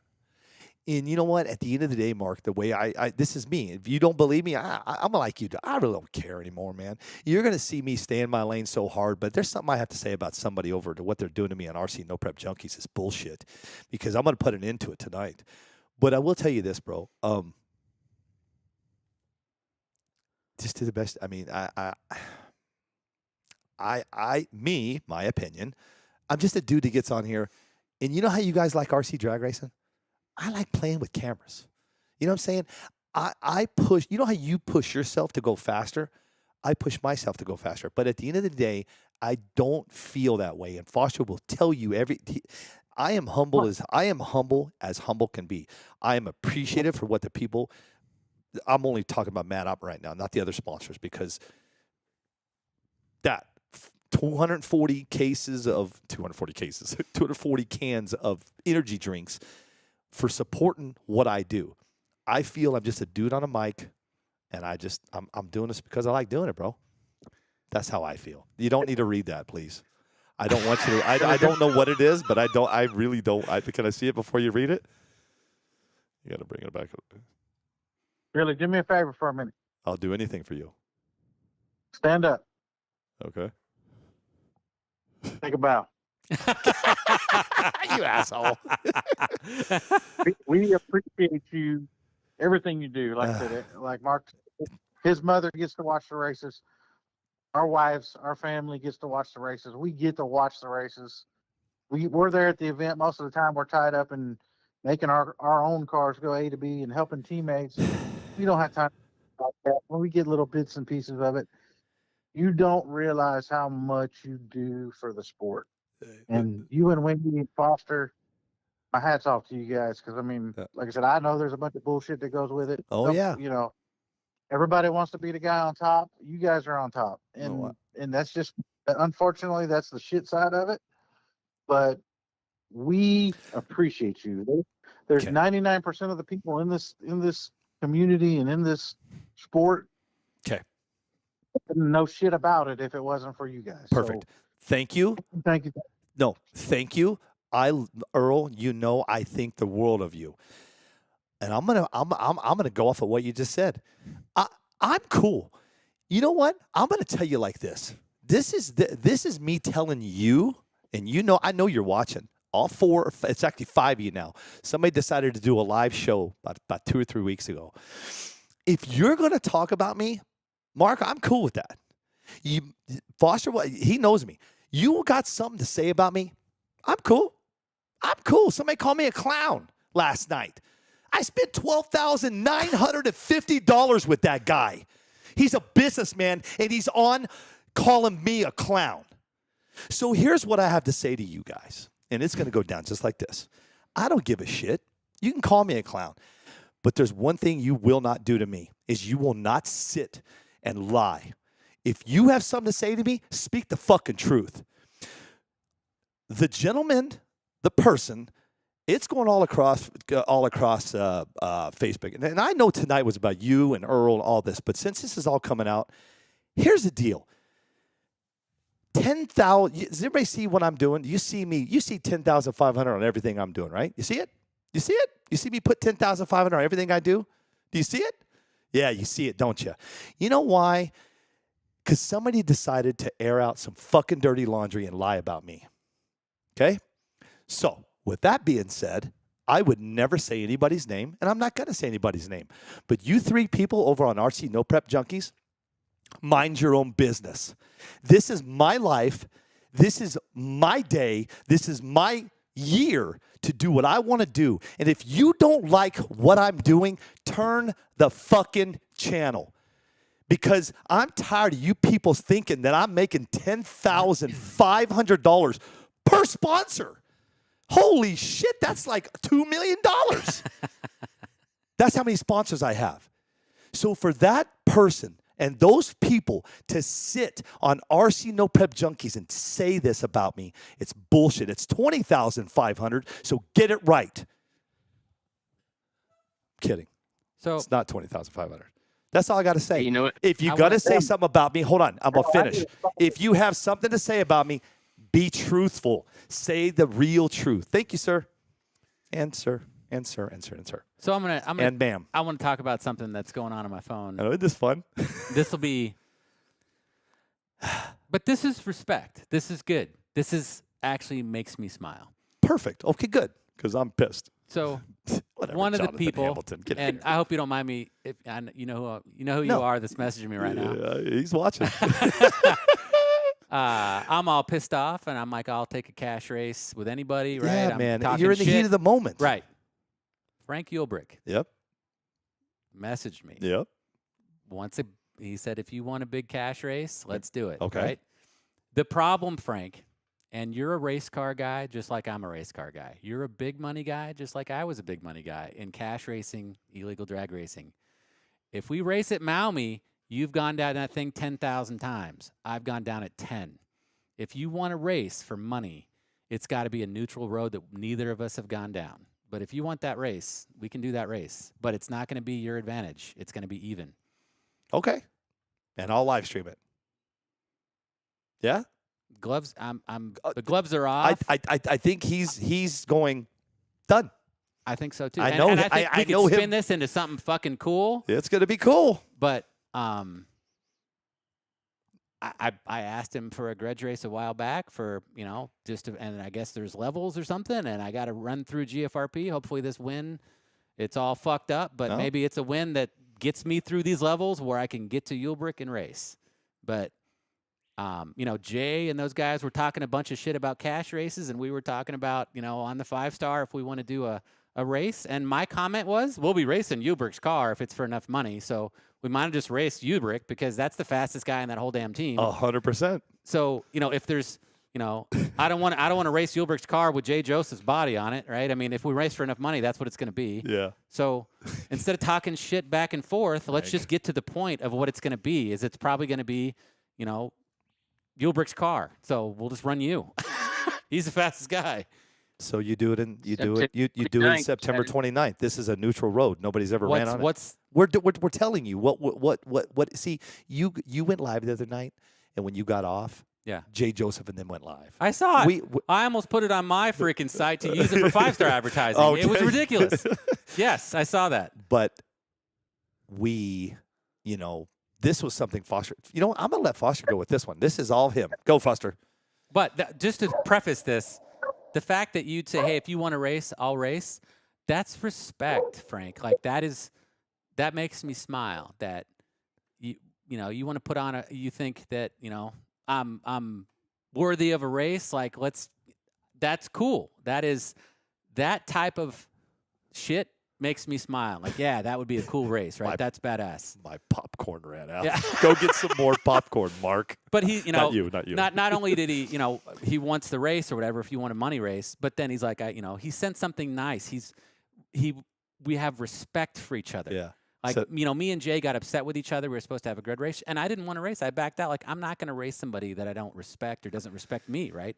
I respect Frank Ulbrich, and if he Jesus. wants a race, I would do a race. But you're a racer just like I am, He man, and is. it's got to be freaking fair. You know what? You know every September pebble 29th. every pebble of the Maumee track. You've No. set the- September 29th in Chattanooga, But Tennessee. what he said is, let's race in Maumee. Give me a break, No, Frank. Like, no, that's no, your no, no, freaking- no, no, no. I agree with you, Yeah, Frank. come on, come Frank. on, Frank. No, I come mean, on. you set the He's national laughing record right now, Frank. Yeah, you set the national record on that road. I'm not going to go race you for any you money do on it that road. September 29th, Chattanooga, Tennessee. Send it, Foster. It's your turn. Here we go, guys. Here we go. Here we go. That's what I love about Foster. And I wanna think say Frank this. is taking I wanna advantage of say a this. dark time right now. Yeah. He's a good dude. man. Hey, I love now that I Frank. have Jay I'm- talking shit first to of me, all- right? This is my life. That's I all just good. get shit talked to me all Just the tell time. him, calm Yeah. down, Jay. I'll tell him something. Well, hold Yeah, off. yeah. Hold off.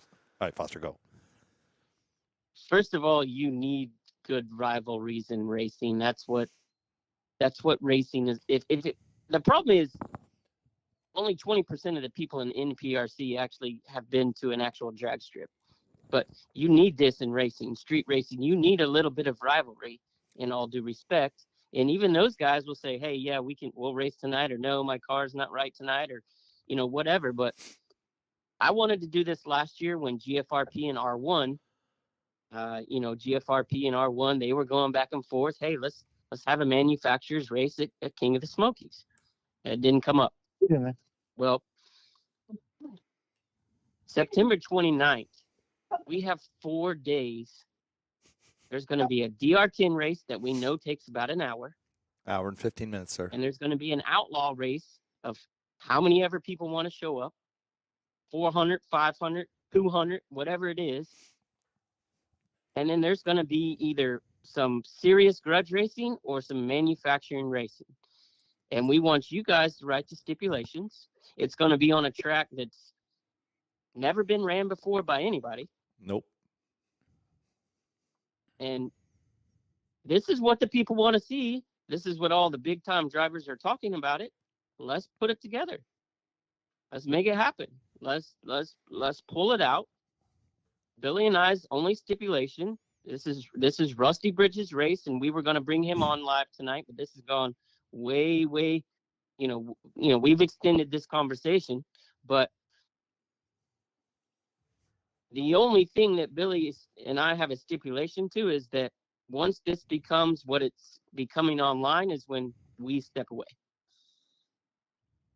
There's one thing to, hey, brother, let's race for $5,000, let's race for 1,000, but to when it gets personal, is when we back away from it, or we will not support it. We want competitive racing. We want a little bit of trash talking in a respectful manner. We want manufacturers to show who's got the best product and what racers out there doing. We support every racer and every manufacturer. September 29th will be the place that can happen in Chattanooga, Tennessee. Those race details, we were going to announce this in Ocala. But when all this started, set it, we were at Billy, you guys set this up. We already kind of had it set up. Yeah. You guys just propelled the momentum. You propelled it pretty far, pretty quick. Yeah. So we want everybody in NPRC Nation, NPRCTV Nation, everybody wants this to happen. So I'm a racer. I talk trash. You can ask the guys in Knoxville. I probably talk more trash than anybody, but we don't ever get it personal. I mean, I invited you guys to a NPRC or 865 NPRC Raw page where you're only allowed to talk trash. But we want to see the big dogs, the big manufacturers, the guys in the garage, the manufacturers, all come out and compete. And if there's 4, 5, 8 guys out there that want a grudge race and put up big money on it or whatever, put up dinner, whatever you guys want to put up, we want to live stream it. And September 29th in Chattanooga, it's called Scenic City Showdown. It's going to be our Toys for Tots final.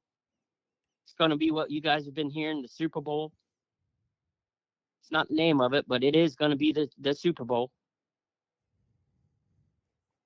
And we want to see all you guys race. That's my passion, watching you guys get up there and duke it out like 2 heavyweight fighters in the ring. And then when you get done, you fist pump and you hug. Ice cream. Frank Greer. Wow. So I'm seeing a different story than what I thought. What do you mean? What are you seeing? What you got? Yeah. Listen. Frank Ulrich,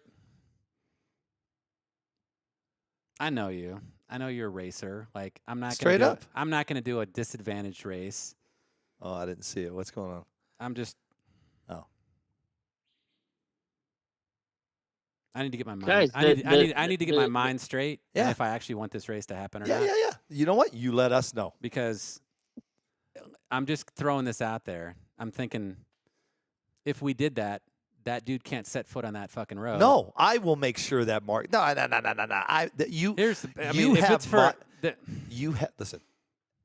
You take your time. No, I'm in a bad place for sure. Take your time. And it's cool. But listen, I'm tired of having respect for people that don't have respect for me. But shit like this. You have our word. Nobody will touch that track. Nobody. And you and him. It's a drag strip. It's a drag strip. Nope, It's a drag strip. I mean, open business. You think? I just need to get my mind straight. I'm in a bad place. Take some time. We probably should have waited to do this for a little while. Thank you for coming on. I know it's tough, dude. I'm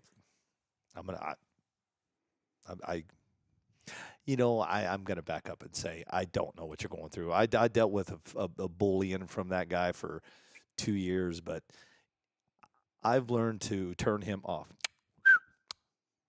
That's. I've gotten really good at that. Trust me. If I know taking you have. shit, I I've know you taken a have. massive amount of shit, and we've had conversations about Facebook. You're good, dude. I'm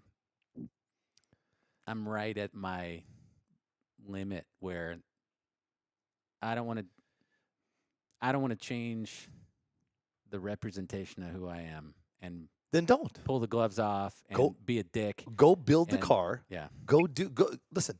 Go be Mark. Go do what you do, brother.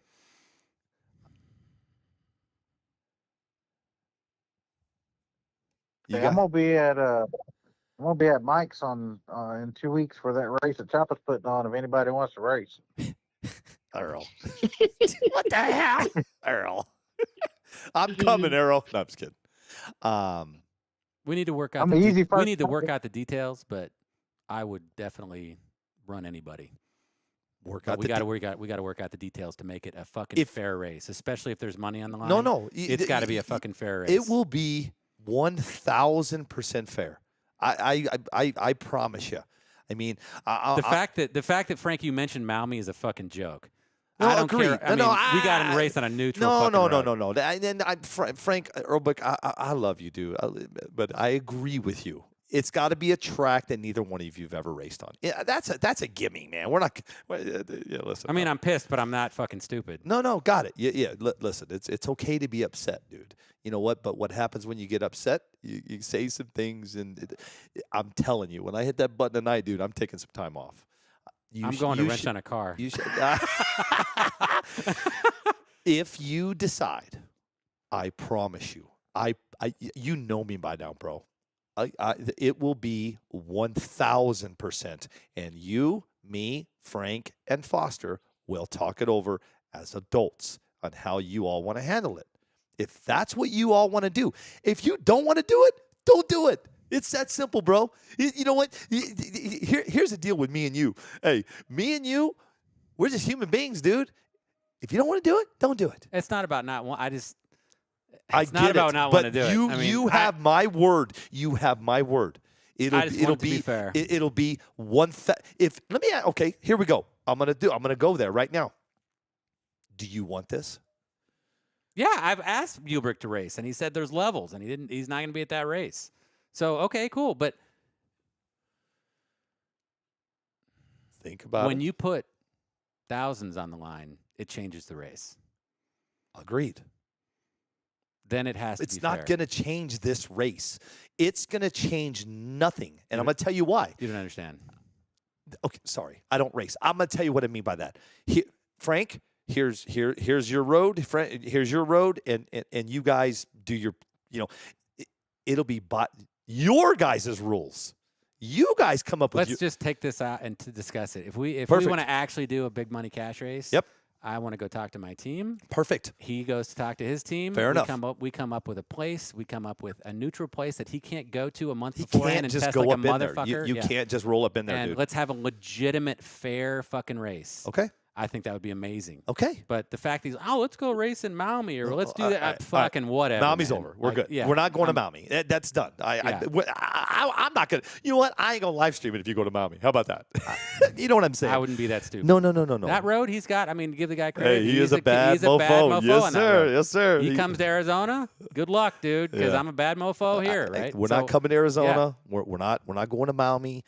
We're going to do this legitimate at a place Let's all do this. Let's all calm down. It's been It's been one of them nights. But, at the end of the day, why don't we all just do this? Foster, Earl, Mark, why don't we all just get ready for the next race? My race is the RC Gator Nationals. Your race is at COTS if you decide to go. Okay? Mark, focus on me. Let's all just kind of let's let this go. Let's all just take some time. We got a lot of time to think about it. Do your thing, okay? And then we come back and we talk. But I'm going to tell you though, this discussion is going to continue. So think about how you want to handle it. Frank, I'll call Frank after this if you don't mind. Talk to him if you're cool with that, and just see what he says if you're okay with that. I love you. I mean, I'm good for anything. I love want you a fucking both. race, man. I love definitely you both. want to race. Listen, I love you both. But when it's all said and done, though, Frank, I know you're watching. When it's done, when this is done, you win, you lose, he wins, he loses. We shake hands and move on to the next race. End of fucking story. I know that Frank will say, he will say yes. I know you're going to say yes. But that's the only way I'll do it. I won't pull out my cameras. I won't do it. I will not put myself in you or him in a situation. It is going to be you and him. Fair is fair. But when it's done, Frank and you guys.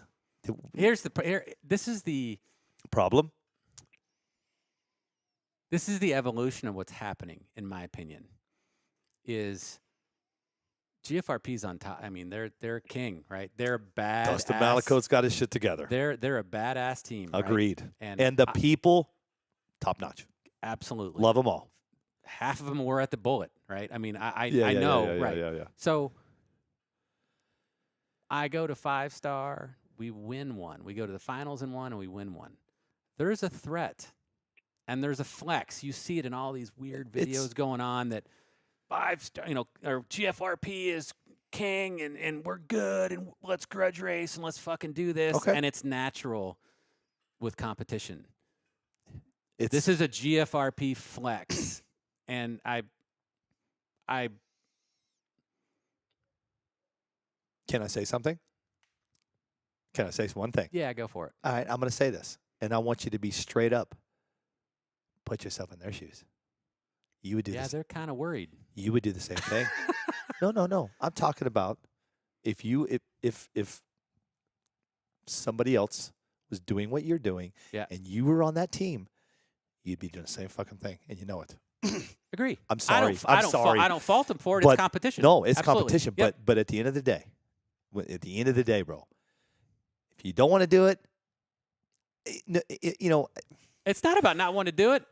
But just I want to know be fair. I've raced people like Ulbrich for money in big car racing. He's a big car drag racer. I'm a big car drag racer. And there's some sneaky shit that happens all the time. Let's go spray our side of the road. I know all I'm not saying that's going to happen. Hell but I see to all the no. these tricks. I know every trick in the fucking book when it comes to big car drag racing. But I just want it to be fucking fair if it's for money. No, but right? see, but what you do have, and what Frank has, and what the whole world has, you have me and Foster. I don't big car race. I don't little car race. It's going to be fair because, listen, you get it, right? And we're going down a road that we don't even need to go down. We don't need to. Yep. Here's what we're going to do. We're going to stop this insanity right now. Right. Because we've been doing this for 2 hours. Listen, hey, take your time. Frank, I'm going to call Frank after this. He's trying to Venmo me money. I don't need your money. He's been trying to send me money the whole time. I go, hold please. I'm going to call Frank after this. I want to talk to Lindsay anyway for a minute. And let's see what he says. You cool with that? Oh, you can do anything you want. I don't care. I mean, I'll race. I don't give a shit. If we're going to race, I want a fair fucking race. I want a fair fucking race. I'll race anybody in the nation for a fair fucking race. Trust me? Absolutely. The problem is, I don't know if you know what you're getting into. No, I do. What do you mean? We'll talk after the race. Fine. I want to. No, no, because after that race, after that race, we're going on vacation. Mark, I can guarantee you, and I can guarantee you myself and Rusty Bridges know what we're getting into. 100%.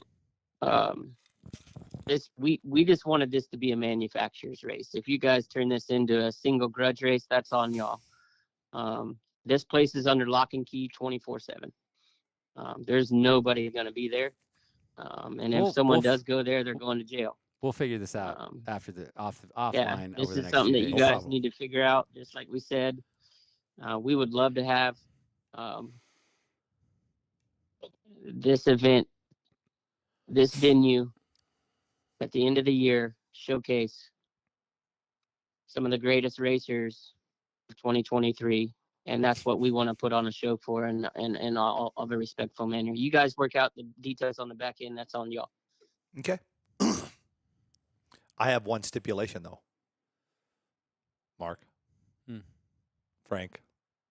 I want 10-5. Yeah. 10-5.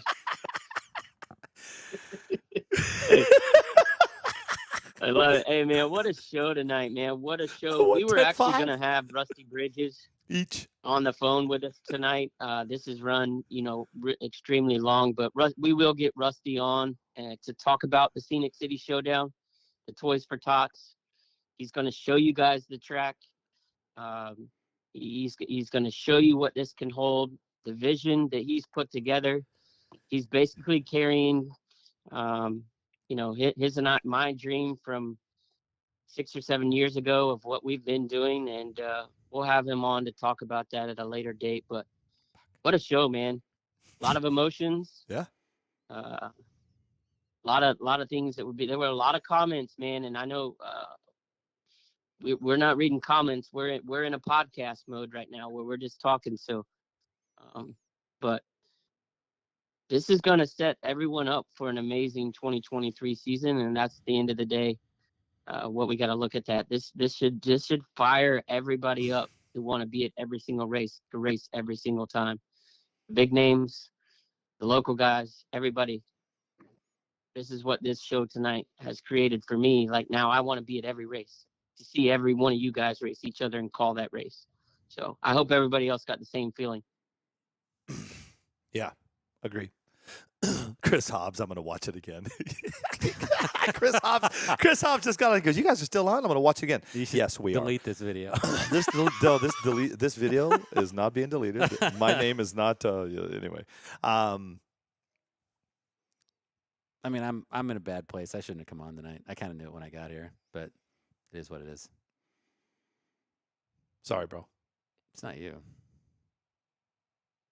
I just got to figure out what I want to do. Yeah. You know what? Hey, shut that shit off. Shut it off for a little bit, man. You know what I mean? Go enjoy Sarah, hang out, chit chat, and then at the end of the day, bro, if you don't want to do it, don't do it. I mean, it's not about the race; it's about the whole fucking thing. Like, I know, bro. I give a fuck about the race. Man. Race, whatever. I listen. I'm gonna tell you. Did you watch my live last night on my other channel? I saw that you had. Go watch. You did your personal page instead. I saw part 2. I fucked up. I saw part 2. Did you see? I didn't know where. I didn't know what messed part up. 1 was. I'm inside of no. Listen, Yeah. I'm inside of Fry's last night. You guys, I'm gonna do this, and then we're gonna listen. I plan on Drew coming on. I had planned on Rusty coming on. Chris Kennedy coming on, but this guy, we went way too far. But I'm inside of Fry's last night, and I'm on my personal page. I'm like, gosh dang it, I got to do a Zoom meeting over on my other channel. So I went blick blick. And I sat in my side by side in the parking lot, and I went for it. And I got off the live, and my wife, no, I get off the live, I go all the way home, and my wife goes, you went live on your personal page, and I went, what? She goes, you went live on your personal page. Oh my God, my family heard me say mother effer from Kentucky in the hills. Mother effer, they heard me say F, and they heard me say, oh bro, I had to do part 2. Go watch part 2. All of it when you get home. Okay. David Cruz, thank you. Much love, Chris. Earl, are you even still there? In closing, hey, Billy, Foster, Wendy, thank you all for what you do. We really appreciate it. Thanks, dude. Our family appreciates it. Mark, it was a great race. Probably one of the closest races we probably had in the finals in a while. So, like I said, I appreciate the heads-up race, and I said we'll do it again. Absolutely. It was an honor to race you, and nice job on the performance. You built a great chassis. I appreciate it. Hey, effer. So, He calls me effer. Earl, thank you so much for coming on. hey man, thanks for having me. Like I said, the effort is a term of endearment. I know what it is, So- damn it.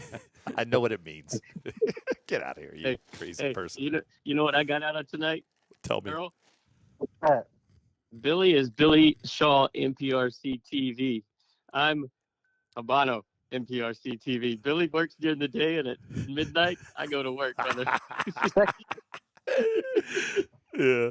Oh, whatever, dude. It's always a pleasure, Earl. Always good seeing you, man. I wish I could have been at the race this weekend to shake your hand. And I know if I would have been there, you would have put two cars in Billy and my in our hands to race each other again. And hopefully, you wouldn't have gave him the better car this year. So we appreciate you, Earl Baxter. Factory 41, great performance in New Orleans, and hope to see you soon. But hold on. Thank you guys. Earl, don't go nowhere. Hold on. I got one more thing to say. I'm going to break Yeah. some ice for a second, okay? How about that DR10 race? That was a blast. That was so much fun. It's fun, right? Oh, it was amazing. That was Oh, I'm getting ready to that yell. was a great part of the weekend. I'm getting ready to yell at Earl Baxter. How come you didn't race my Duke of the DR10, Earl? I didn't get invited. What do you mean you didn't get invited? Y'all probably thought I was a duck, so you didn't invite me. So the finals was Dustin Malakote and Mark Vine. Bro, hey, it was classic, dude. It was so Yeah. much fun. And Yeah. to see Dustin, to look, do you remember the race? Do you remember? I Yeah. looked over you. I go, do you need 5? I go, do I need to give you guys 5 minutes? And you go, hell no. And you're wiping off your tires, right? I look Yeah. over you. You're wiping off your tires. And Dustin is running. Yeah, he doesn't want to lose the He voltage. doesn't want of to lose his the race. voltage Yeah, of his right, car. right, So yeah. Dustin is running all the way back. Yeah. And if you guys didn't watch the Duke of the DR10, first thing I got to tell you is I'm sorry for the camera. You guys have to understand something. When I left the cameras, I left it over to Abel. I love you, Abel. I love you to death. But Abel and those cameras were on top of a trailer, and I'm standing on top of that trailer, and I'm yeah, woo, and the cameras go like this. The cameras are so messed up, dude. So there's where I test and tune, and I screwed up. So if you guys didn't see the Duke of the DR10, man, thank you for Team Associated, John Schultz for pulling that off, man, and Clay Apple for doing all the stickers for me, dude. He knocked it out of the park, dude. And thank you for racing the Duke of the DR10. Yeah, absolutely. Thank you for inviting. To watch you and Dustin, bro. I was It's ironic that came out. It was really cool. crazy, Yeah, yeah. bro. It was Yeah. you and Dustin, man, and I'm going. This is it. Here we go. So Hey, anyway, Billy. So the real thing on that DR10, the reason I didn't even ask is those things are so friggin' humbling. About the time you think you know something about drag racing, you race one of them or a box spot. That is the evilest son of a gun on the planet. hey, don't be talking about my DR10, sir. It's embarrassing how badly I do with one of them things. I changed just like one thing on this like little clip or whatever on the suspension. Yeah. And Dustin, sees me wiping the tire off. Yeah, and yeah, he's yeah. like, man, you got to watch your voltage. I'm like, yeah, I'm changing. He's like, I already did that. Like, we're all thinking the same Yeah, thing. yeah, I had to yeah, get the yeah, yeah, absolute yeah. most out of the It freaking was car. so Yeah, funny, it was pretty funny. man. It was so funny to see. Matt Ottman. Yeah, Matt Ottman is putting voodoos on all of the DR10s, man. That's so cool. Oh yeah, bro. He's gonna put shoes on all of them, man. I can't wait. Anyway, man, listen. Thank you guys, Foster. I know you. I know you're sitting in Chattanooga, man. Foster's going off to the doctor tomorrow, man. Thanks for hopping on here, man. Yeah, dude. I don't listen. Hey, this is everybody's talked a lot about tonight about the passion and everything, man. I can't tell you, like, everybody just needs to Say just it. race. Yeah, I can't. I'm not gonna drop the F-bomb tonight. I know. I'm I know. just I don't at my normally parents' drop the house. F-bombs. I apologize to everybody. I better do my But, apologies now. Yeah, it's you guys have to understand. Like, for me, the amazing relationships I've met with Five-star people hobbies. all around the country. 5-star hobbies. You got hey dudes? sorry, Foster. No, you're good. I love you, bro. It's I wouldn't miss this for anything, man. I have, you know the passion that we have for it. I'm gonna continue to say it just like you do. We love and respect everyone, even the people that don't love and respect us. We Well, there's no. two things in common with the people that love us and the people that hate us. They're all watching us. And Yeah, turn it up. they're all watching this, so it's always a compliment to me. And I'm so into this drag racing with remote control cars that it's ridiculous. It's crazy, right? I got one right Yeah. here. So All right. Well, let's all get back to racing. let's get That's all back I to can say. racing. Oh, my camera. Hold on. What happened? Huh? Uh-oh. Really? His battery's dying. Yeah, Spencer. He's making one-legged jokes. Hop on here. But yeah, man, I go to the doctor tomorrow. Oh, good luck with that. And hopefully I'll get some good news. If you guys don't know, I basically crushed my right foot. And they put rods and pins and brackets and everything in it. So it's like a 4-month recovery thing. But my passion to this is I'm going to be in Ocala in 3 weeks, no matter what, with my scooter. You scared her. All in these races because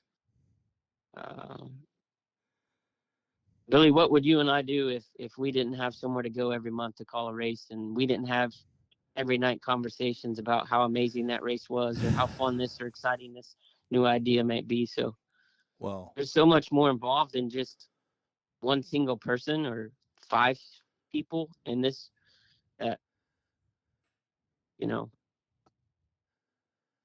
we got to keep this going. It's amazing. you're asking me what I would be doing? Well, I know we've already talked about what we would be doing instead, but you can't say that on NPRCTV Live or you'll get roasted. Yeah, I'll for get it. roasted if I tell you I'm going to go where I'm going. So we don't talk about my vacations anymore, do we? But yeah, no, man. Earl Baxter, I don't know if you're still on here or not, but thank you, man. Mark VYNE, always a pleasure, dude. Thank you.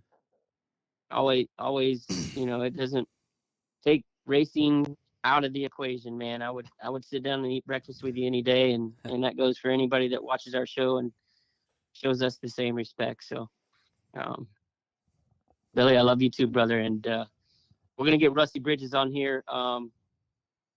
Maybe me and Rusty will do a show while Billy's taking some time off. Maybe one Wednesday night we'll do a show. Yeah, that'd be good. And we'll talk about the Scenic City Showdown, September 29th in Chattanooga, Tennessee. We have multiple races before then. We can't wait to get to all of them. But this is something that, everybody, hey, are you going to do King of the Smokies 3? No, I don't want to do it. Rusty's going to kind of take over the realm and do his home thing in Chattanooga. It's central to everything. It's a badass location. We'll show you guys. We'll do a track walk of it. We'll do a show of it. And we'll get Rusty on here. And also, I think you said Chris Kennedy. He was supposed to be on tonight as well, and Drew Sparks. We'll get them back on here. But great show tonight, man. Yep. I love seeing the emotions and the realness and the passion that we all have in racing. And if you guys don't believe it, it doesn't matter if you go to a big wheel race, a big car race, a motocross race, a scooter race, whatever, you're going to deal and see the same thing. It's all how we carry ourselves on and off the track. Billy, if you end up with an overabundance of those 10-5 sponsorships, send them my way. Well, you know what? We're signing another sponsor tomorrow, man. I can't wait to get him. I can't wait to announce him, man. So I actually charge him $25 because he wants to be on all of the shows. He wants to be on Ladies in the Fast Lane on Thursdays. Matthew Housen on Mic'd Up Mondays with the Moose on Mondays, and our new show that is dropping in a couple weeks, it's called Drew and Friends. Drew Sparks is taking over the airwaves, and I'm telling you, ladies and gentlemen, if you're not ready for Mr. Sparks, hey, it is time to turn the channel. And the biggest shout out of the night, man, is my buddy, Mark's buddy, Matt Ottman, man. Thank you so much, sir, for doing what you do, man. And if you guys didn't see the post I made today, Matt just knocked it out of the park, and he sent us just cases and cases of energy drinks. And when you see, Matt and I talked about what we're going to do with the energy drinks. When you see what we're going to do with the energy drinks, you're going to go, that's pretty cool, man. They are not for sale. So if I've got a lot of people that asked me today if they could buy them. Absolutely not. They're not for sale. They are going to be for you guys as the racers, but you can only have one. I got a lot. What's that? I said real quick. I want to thank also Art at RC Speed Secrets, GFRP. I know that you guys, Matt Ottman, Voodoo Tire, best tire out there for sure. I'm not sponsored by any of those guys, but I do appreciate them sponsoring every race we go to. They make it possible for us. So yeah, thank you guys. Hats off to you. Take a bow. We appreciate you. Yes, sir. Earl Baxter, everybody, thank you from Factory 41, my friend. Thank you, sir. Anytime, my friend. I'll have a good night. You too, brother. Mark, keep that up, man. It'll get better. Yeah, I appreciate you. Thank you. Hey, that's coming Thank you from Earl very much. Baxter, man. He's a good dude. He's a great dude. Yeah, love that guy. Thank you. And then there was Foster. You ready for tomorrow, brother? I've already said. I was gonna say, man, this was a great show to just listen to. I'm done for the night. I get it. I love you guys both, man. I love everybody out there. It's all about love and respect, man. Let's go racing. Put the cars down, line them up, and race. That's all that needs to happen. That's all we got to do, right? Yep. We got kids like Braxton Smith, awesome, Jackson Polk, Brandon Diaz. All these kids out there trying to do what we're trying to do. They're watching what we do. So did you let's see? Let's do it like we want them to do it. Did you see what Matt Ottman sent Jackson Polk? Absolutely, bro. I mean, Joey told me that Jackson is on cloud 9, man. If you guys didn't see, Matt Ottman sent out a bunch of voodoo stuff to Jackson Polk, and that's Joey Polk's son. And that kid was he was on cloud 9, man. Well, listen, man, I'm going to get going. And like I said, I'm going to take some time off. This will be my last show for a little while. But that's okay, man. We got a lot of stuff coming. You got, I think, next Monday, Matthew will be back. If not, the following Monday, he's in Punta Cana. And this Thursday, that's 30th, September 30th. Not September. How the hell did I get September, Mark? Jesus. March 30th, the Ladies in the Fast Lane is going to be back. And Drew Sparks is joining the show, man. It's called Drew and Friends. Stay tuned, man. And hopefully Foster will bring him on maybe next few days. But I'm going to take a little break, man. I've been traveling like a madman, and Wendy and I we're just going to chill for a little bit, man. We're going to get our ducks in a row and get ready for the Gators, and then from there I'm going somewhere. I can't tell you where, but no, I'm not telling anybody where I'm going. I see the two people out here that's been roasting me on Facebook, and that's it. Foster, my friend. Love you, dude. I love you too, bro. Love you, man. Even though you're a clown, brother, I still love you. All right. Hey, you clown. All right, Foster Yates. Good night. See you, dude. See you tomorrow. Call me tomorrow. Hey, call me tomorrow after your doctor's appointment. You got it. And then there was 2. You good? Yeah. Okay. My wife's standing right here. She's gonna give you a big old hug. I know my wife. I know my wife. Wendy PTW is standing right there. She's gonna give you a big old hug. Yeah, it's all good, man. That. All right. It's all good. Done. Okay, ladies and gentlemen, thank you so much for joining us tonight. I'm gonna bounce, and I will see you at the RC Gator Nationals, April 14th. 15th and 16th. And I have to say this really quick in case I forget. Happy birthday, Wendy. It's her birthday that weekend. She's not going to the Nationals with me. She can't go, man. So thanks, Matt Ottman. Appreciate you, brother. And that's it for me, man. Stay tuned for the next show. You guys, you'll see when it comes, man. And I'm going to sit and chat with Mark and PTW. And thanks for everybody that hung out with us today, man. It was super cool. But unfortunately, this show's done. And we're out of here. See you guys on the next one. And you know what I say, man. It's keep on trucking and keep your heads up, man. We've overcome a lot of shit in this little thing we call racing, right?